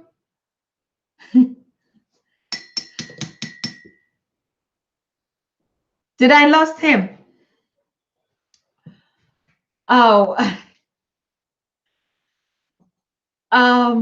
yeah, my technique is a little bit, to me, is just on and off today. He's hosting also some seminars with some groups online. So it's as if I'm in the studio alone. So when the stream freezes and then I have to call, right? I mean, that's how challenging we are, but how flexible we are. I don't know. It is turning around as if he's been kicked out again for whatever reason or whatever challenges. But I can read your comments, and I see how proactive and interactive you have been on this conversation. And a lot of people actually saying, but one question keep coming up that I see in the chat. Oh, you in South Africa stop doing interracial marriage, stop marrying to Europeans. I think that's a question of, integrity in how Africanness you are, because when you just are, then when you are, then you set the priorities and you know how to handle all those issues. But when you're still in the middle, we don't know who we are. So you begin to think that you are a coconut, like King Maponga Joshua. Anyway, greetings also from King Maponga. As you all heard, he had a small accident, yeah, but he is recovering and we are in touch, and he will be also live with us to share his experiences about things that he's been going through there. But one other thing that we really wanted Baba Buntu to tell us is the situation in South Africa about the Zulu things. I mean, that's not the focus for today, because we're going to get some experts on this topic. What is going on in South Africa with the kingdom of Zulu nations? I mean, we just lost a king not up to 3 months or 2 months ago. Now we lost the queen, yeah, the first wife of the king, and it's depressing out there too. A king and a queen just dying away. And we see even some of our sisters have been educating us on that process. Actually, like, is it a takeover from the Zulu land? Are they also tempering into a kingship and a kingdoms? What is going out there? So, but we're still actually working on that topic to bring us an expert that would really tell us the real situation before we ramble over things that we're not sure of. Yeah. So while we're waiting, I think that we could have gotten him. But if we don't get him, hey, you know where to find him. We're going to make sure that you get through to him on Mondays here on Pan-African Daily TV. If it is actually a problem, getting it across the way we want to do it, we are going to text you or share his programs, his flyers, where you can join him. Because I think this particular session on family, like the women reflecting, the men. And so now we can engage our children into that kind of meaningful conversations. But most often, because we've inherited these bad things, a lot of things that we have to let go from this, from this mix that we've been into, is just, try to pull back, reflect on our attitude, acknowledge the kind of things that we still shut off, and develop into a very healthy family, Black family, and a Black race and nation. So who's coming on tomorrow? Before, while we're waiting or while we're taking some calls, I think he should be aligned live with us to take your calls and comment. But in the meantime, I want to, like, who is coming on tomorrow? Juliet Rayan, the queen in the Gambias, is live tomorrow. I mean, today we're leaving South Africa. Tomorrow we're going to be talking about West Africa, particularly the Gambia. Gambia is challenging, as you all know, but at least we have a voice out there that is going to tell us the situation on the ground, particularly the situation with the diaspora repatriation, citizenship. It's a whole challenge. Now we just get two expatriates, or diasporas that travel, and two landed last night, and we got in contact. They are members of this very Pan-African Daily TV that you've seen them here, and who were also saying we're going back home. Now they finally gone, and we're keeping in touch with them to find out what's going on. And they've been giving us some feedbacks, how the Gambians would prefer to sell land to the Chinese than to give it to their own brothers and sisters because of lack of knowledge. So Juliet is going to tell us more about the situation in the Gambias, and which could be disturbing, but I think she's made a lot with the Black Seed movement out there. And this queen, wow, we dare not miss it. On Thursday, we're going to have Nigeria. Nigeria is boiling, as we can see. Nigeria, we are damn scared that, what we've been afraid of, a civil war could arise in Nigeria anytime. We see it already. I mean, we've been seeing gruesome pictures, about the Fulanese and the Yorubas, and this mixture that we talked about a couple of weeks ago. It's coming up, it's boiling in a very subtle way, but because of the pandemic and because we are so focused on other things, we forget the reality. So, but our sister, who is in the UK, she's called Susan West. You know her program, Africa Arise. She's Nigerian born, had been a journalist out there. She's in the UK and had been looking forward to go back to Nigeria. But unfortunately, she can't. She wants to tell us actually what is going on in Nigeria. But of course, we also have a special guest. This one is from the political context. It's called Timmy Frank. You can already Google that name. I mean, this is a young guy that supported the outgoing government to leave, the government of Jonathan, as we know, the Excellency Jonathan. Yeah, he was the one that said, oh no, this government is not good enough. Right? They're too Christian-like, even though they came from the same region. And now he lobbied for Excellency Buhari to be the president, and really supported, and even was a spokesman. But suddenly now he also made an experience and said, wow. So I didn't know that, these things are really complicated. And the guy is actually on the run, from the situation in Nigeria. He's been chased out of Nigeria, and he's refugeeing somewhere in a country in West Africa. We don't want to expose it right here because of his identity and that. But he will be live on Sunday, exclusive on that. If you want to get an insight about the political structure of Nigeria, and we begin to ask questions, where all these things coming on, tune in exclusive on Sunday with Timmy Frank. Timmy Frank is going to be our guest. But of course, we're going to have really interesting guests coming up. We would have the Queen of Uganda, who said, what does Uganda think they can do? It's all been a whole thing about the men, but the women are taking control. And she had been an experienced a candidate, a presidential candidate, which actually did not make it even to the primaries, but now she is holding a backup. So she'll be up with us on Saturday and telling us why women have to support, have to join in this liberation of Africa. That is enough. Women are putting their heads, burying their heads too much in the church, and the imperialists or the Chinese are taking away even their husbands. It is not fair. Women have to get their heads straight. I mean, you don't want to miss this conversation, do you? I don't want to miss it, because yes, Women, sometimes we've just buried our head. We've given up. Yeah, the struggle, like our brother is saying, we've given up a lot. And a lot of them are just in the community. They're just serving in all the noble cause, particularly the church. The church. How do we get the women to think out of the box, even being in the church? So Saturday is going to be another heated debate. But I think our brother right here is there. You have that whole rundown program. Up to next month, we are fully booked with experts, scholars. I mean, the best of the best that you want to find on the Pan-African Daily TV. And don't worry about the technique. We're in touch now. We're intact. Nobody's going to put us down anymore. So, brother, are you there? I'm here. I am so sorry for what is happening. I have no idea who's pulling us out all the time, but something is going on. No, don't worry. We're gonna dance the ping pong dance. They don't know us so well. They can pull us down on whatever thing we say. We are here to stay.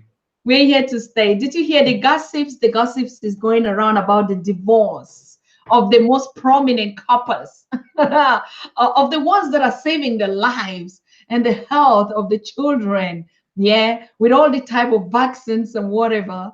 And this couple all suddenly now could not even make it. I mean, what do you think would happen to Africa, my brother? Nothing.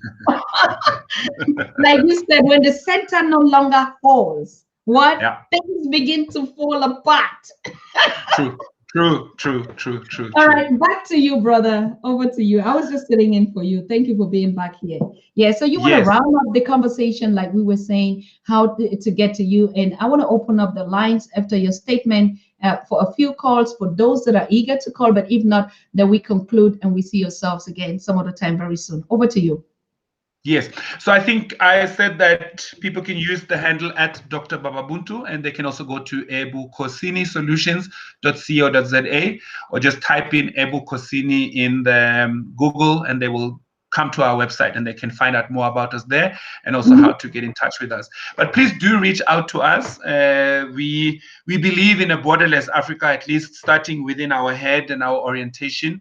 We need to tear down what has kept us apart and kept us divided for such a long time. Unity is very important for us as a people, and it's possible and it's necessary, and we need to work towards it every single day. Ashe. It can be said more better. It can be said more better. I mean, brother, did you intentionally, the colors on your head? I think about Libya, and I think about Germany, and I think about, how did you come about that combination? So sorry, what? I didn't get you, sister. I said the color of your headscarf is interesting. Oh, this I was actually stand up and show the whole beauty of. No, this is actually the colors. This is actually the colors of Uganda, the Ugandan flag. No, but I think I'm wearing it. I made a decision many years ago that I cannot wear T-shirts and Italian shirts and German stuff. And we need to be relevant. Yes. So yeah, I want African colors to be my signature. I love it. I love it so much, honestly. But it's just like I was saying, I see it. I see the German flag. I see the me. You understand? I mean, you begin to see it, and so you begin to see the footprints of where we are. It's also another topic for you to start thinking, and the Africans worldwide. What do you think about a united African flag? What are we going to be doing with all these flag colors that are just not even us? There's no color that is black completely or just brown. Sure. I mean, it's good to have you, brother. It's good to have you. Okay. Thank you so much. Yes, for those that would want to ask direct questions to Dr. Baba Buntu, hey, you can call on +491 578 211 2379. I would just take a few calls, but if not, then I think we would be looking into the comments. I mean, you already saw a lot of them, isn't it? You already saw some. Yeah, I've been peeping a few, yes, and I'm very appreciative of. Say that again. Do you think there's some comments in the group that you want to address? I mean, you see the chat. Yes, I saw very quickly one that talked about people on the farms and in the rural areas of South Africa. And we may have not spoken so much distinctly about South Africa as it appears right now. But I think if you really want to understand today's oppression and coloniality and how strongly it lives on our continent and in specificity in South Africa. You need to go to mines, you need to go to farms, and you need to go to certain factories. This is where Black people are extremely oppressed, where when you raise your voice to say that you don't like how you are treated or you don't like the low pay that you are receiving, you'll be dismissed on the spot. There's absolutely no need for you. You are not tied to your job. You are very replaceable. And when you experience that, because maybe if you come from a more secure position, you don't experience that type of hardship on a daily basis. It's easy to kind of view that situation and say, but they are allowing this to happen to them. They are not even standing up. I mean, they are a huge force of people that could stand up. The thing is, we have, and I'm not trying to explain a way that we shouldn't stand up, but I'm just saying it's not as simple as just standing up to the oppressive forces, just saying no, saying I'm not taking your nonsense. Because when you have a family that depends on you and you need to bring back something for everybody to be able to eat, you tolerate a lot before you are willing to part with that little ability you have to actually bring things to your home. So you will psychologically, you will be trained to endure a lot of pain. And I think there's a lot of pain that is happening in especially these places of production where huge multinational companies come in and they earn so much from the mines, from the farms. And we must remember that the most fertile land is still predominantly in the hands of white people of this country. It's quite easy for conglomerates and international companies to come in and position themselves and take over the ownership of huge chain stores, production lines, food. And so that's something that needs to change for us to even talk about African liberation and self-determination. It's hard. I know it. Even in the diaspora, it's the same thing. Like we start looking for solutions to another way of just solving our problems without having to this issue that we've been brainwashed into stand up for your rights. You know, particularly the rights that are not the right that are self-determined right, that we determine how we want to live, but the rights that have been imposed on us. For instance, you must work. Maybe we should just start thinking and say, I don't need to work. Yes. So exactly. Now if we make these trade-offs, then you start thinking, all right, how do I want to live? Then you start thinking, maybe you'll see another solution. But because of this constant cancer of the brain, of the mind, I need to work. I need to pay my bills. I need to, you feel that kind of and then if you are not, you are irresponsible. Probably we will have to start thinking and making other trade-offs and choices. And remember, in the past, they even came to beg us to work in these factories. I remember even to travel to Europe, the Europeans used to give visa free. Who would even come? Nobody came. They begged and asked, but today we're paying to die. And so I think we're going back exactly on your work and things that we're doing. That is going to come a place where we say, what? I grew up in the village and we didn't have to have a supermarket or own anything. And so that was bad. That was bad business for the Chinese that maybe wanted us to buy some fancy things. Nobody will buy from you. So probably our consumption would also start changing. The more African we become, the more closer to spirituality, like you're saying, the more to our natural way of living. And even all these hotels and all the supermarkets and buying industry, nobody would buy. And so bad business, go home, full stop. Absolutely. So, yeah. I think we will have a lot of trade-off, but it's incredible that you're here and you have powered your show. What is it that you want to round up and tell us before we separate from you, Dr. Baba Buntu? If there's time, I just see there's one question here from Off-Grid Plant-Based Minimalist, and I think he's been sending some really good and affirming comments. The question has disappeared from my eye view now, but I think he asked about the Zulu Kingdom, and I know you also brought that up in the introduction of the show, and he's asking, is there a conspiracy that interferes with the lives of the royal family.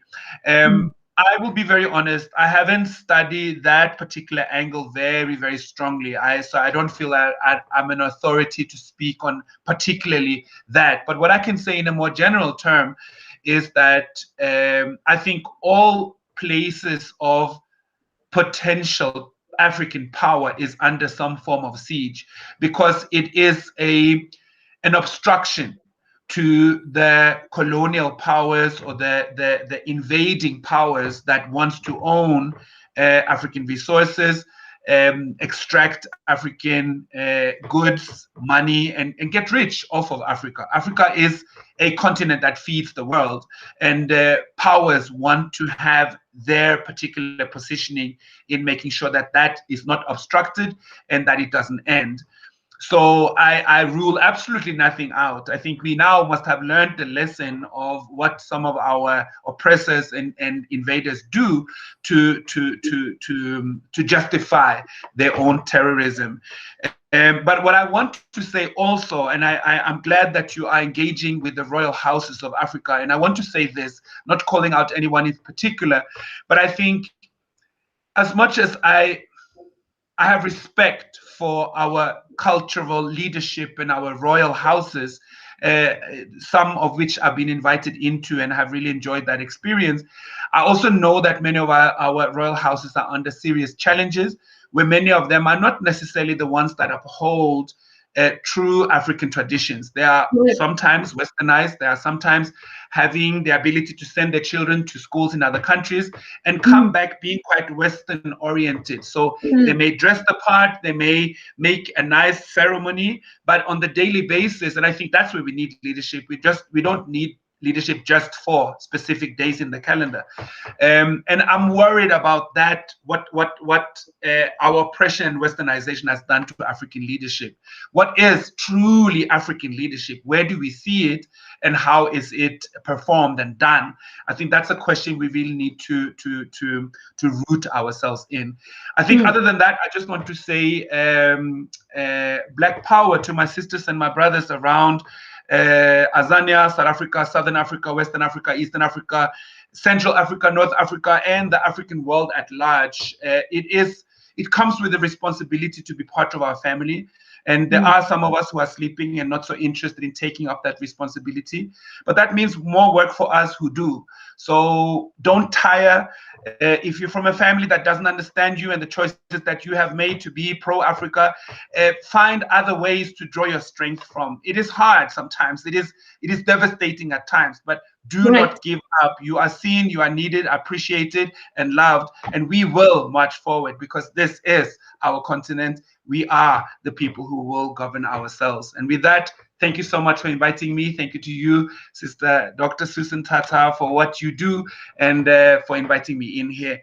A very warm love and greetings to all the family members. Hi, I like that. And greetings. Greetings. Greetings. To you. Hey, Dr. Baba Buntu, we all love you. We love you so much. As you can see, all your viewers and everybody here has been here spending these two precious hours to listen to you. They admire everything that you've said. Send our biggest greetings to the Queen in the house and the whole household there. And from us to us, we're giving you the same energy that you just give to us. So more power on your part. We're going to follow up with you. We're going to support you in any way because, like you said, and I keep saying it also, hey, if you are not giving yourself the opportunity to engage because of all the commitments, please give your neighbor, your children, your community, your village, your setup that opportunity. So it only takes one click, one comment, one share, one subscribe, and one connecting to platforms like Dr. Baba Buntu, and you're already in track. Not everybody would be a freedom fighter. Not everybody would be doing all these teachings and everything. But you that is also watching, you are already part of it.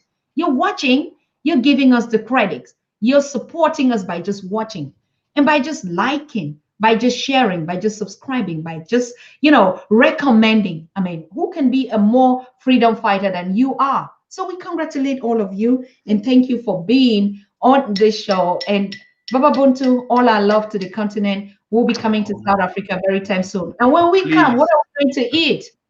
What are we going to How? sing Hey, later? African food for What days. is African food in For South days. Africa? Now, so this is how I will challenge you. And now I think that the comment field is going to blow up now. This is a vegan household, a proudly vegan African household. No meat, no chicken, no fish, and no excuses. Or no apologies, I mean. No, I mean, it's very important for us to know. I know when I'm going to Haiti, I Right. am going to meet the soup, the Dessalines soup Sure, sure. from Queen Professor Baina Bello, the Queen of Right. Haiti. I mean, I just know when I step in Haiti, that's the first thing I'm going to be on my table. So that's also Right. one thing we need to remind ourselves to know. We're coming to South Africa. What is it that I enter into Baba Buntu's house and Mama would put on the, yes, I know it's not about meat. Hey, there's a question coming in. Let me take this one, the first one. Hello. Hey, Dr. Susan, how are you? Fine. Thank you for calling. At least we're not left alone. I'm glad I got to reach you before the show ended. Yes. As you know, I'm not going to mention who I am again, but I went to Rwanda. But prior to me going to Rwanda, when I went to the motherland, the first place I ever visited was South Africa. Mm. I want all the brothers and sisters there in the diaspora to know you truly cannot authentically know who you are until you go to South Africa. Mm-hmm. Until you go to the place where Nelson Mandela and Robben Island freed all of us in 1994. You cannot really know in terms of what white supremacy really truly did to us all until you go to South Africa and see the disparity in terms of the rich, the poor, those who are white who live in the $1 million homes in Cape Town. Mm. You cannot really know who you truly are until you go to Johannesburg and go to Soweto. Yes, exactly. until you go to Soweto and you visit the Akaya house there with Mama Paula, where she cooks for you there in her home. You can see where Bishop Desmond Tutu and Mr. Mandela live in Johannesburg. Mm-hmm. But I want our brothers and sisters to know that you cannot truly know and be liberated until you go to South Africa and you go to the Mall of Africa and you see Nelson Mandela standing there.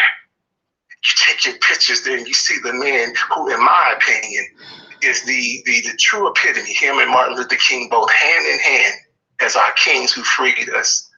So I just want you guys to know you truly cannot know until you go to South Africa and you see the culture. You go to, the Mall of Africa, and you go into the Matosa house and see Laduma, one of the greatest fashion designers, in my opinion, that ever lived. Mm.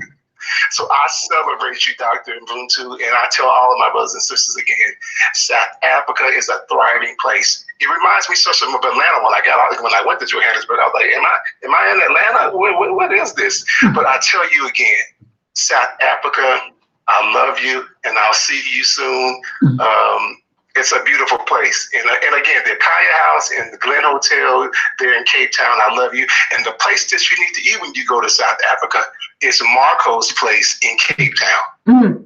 I was certain Dr. Buntu loves the music there, the festive nature of everything. But again, South Africa is a beautiful, beautiful place. And again, I know there's a disparity in terms of, again, how we're treated all across the world.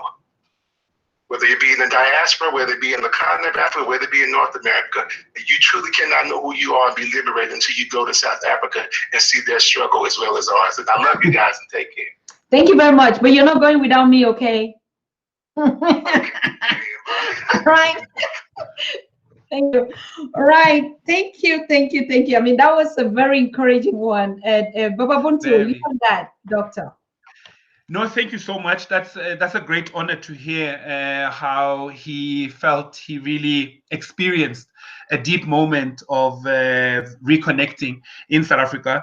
I think, we are a diverse people, and I think there are many. I think what I would like to say is we need to travel the whole of Africa. We need to travel to every corner of Africa. We must. We need to have passports and lifetime visas that just allows us to travel through a borderless Africa. I mean, I would say we are not fully Africans until we have returned to every piece of it. And I know that we, for different reasons, many of us may not be able to do that in our lifetime. But I would just say that as much as we can, let's try to go to different corners of the continent. Let's connect with our people. Let's sit and break bread. And let's come to our house and have vegan African food and thrive in relearning and reconnecting and becoming. I think it's a very powerful thing that is available to us that we must do. Thank you so much. Right. Okay. So we see us very soon in Soweto. I mean, I would never put my foot on South Africa and be somewhere in Atlanta and on the continent. All of us know where we will be spending the night and the evening and where the real life is, where the real life is. We don't want to go and watch the jazz. Just go down to where we're going to take off all our shoes and we dance in the mud and the rains of Soweto, where we come from. That's the spirit. Thank you so much, Dr. Buntu. We're going to get in touch with you so very soon and to see how we move forward and when you're coming back next to the show. Okay. Bye-bye. Thank you. Have a good evening. Thank you so much. Bye-bye. Good. So, people, people, can you feel the spirit? Like we said, who is going to go to South Africa and go to Johannesburg? Yeah. What we're going to do, we're going to show our faces there, learn the history, and we run back to where? Soweto, because that's where you're going to hear the stories. That's where you're going to hear the music. That's where you're going to get the cha-cha. That's where you connect, the spirit meet, right? That's where we're going to dance under the moonlight. You're not going to dance under artificial light and street light, something that has made our eyes and our minds thinking that the world is all. No, we're going to go right there in the darkness and connect with the moon and connect with nature, right? Yes. So I'm challenging you and I'm welcoming you to South Africa. And yeah, we're all going together. Not you without me, not me without you. We're all going together. We'll put out that package out there, and for all those that are interested in already charged up, which I know we are. Now, the situation on the Zulu issue, I know we've been trying to reach out to that, but you know who is going to handle that topic? King Maponga Joshua. Please just give him some time, let him recover a little bit. Like I said, he was, he's been facing a lot of challenges. Yeah, but we are going to send out a message to whoever wants to touch that king, that you're playing with fire. You're playing with fire. Try us again, just once again. Yeah. And so, but he's going to join us. He will be joining us. And actually, we want to talk about this situation of the kingdoms, because as you know, he is sitting there as a king of the UCA. The UCA is the United Kingdoms of Africa. And we're also going to be getting a lot of movements from the UNI, from the Marcus Garvey's movement, which is really working, on the ground to empower these kings and start even decolonizing the systems that we're seeing, because even the royal house is under attack, had been hijacked for long. We keep seeing only the church. We keep seeing all the things. And now, because we are awoke and it is our time and no one is going to stop it, we begin to identify where the problems were.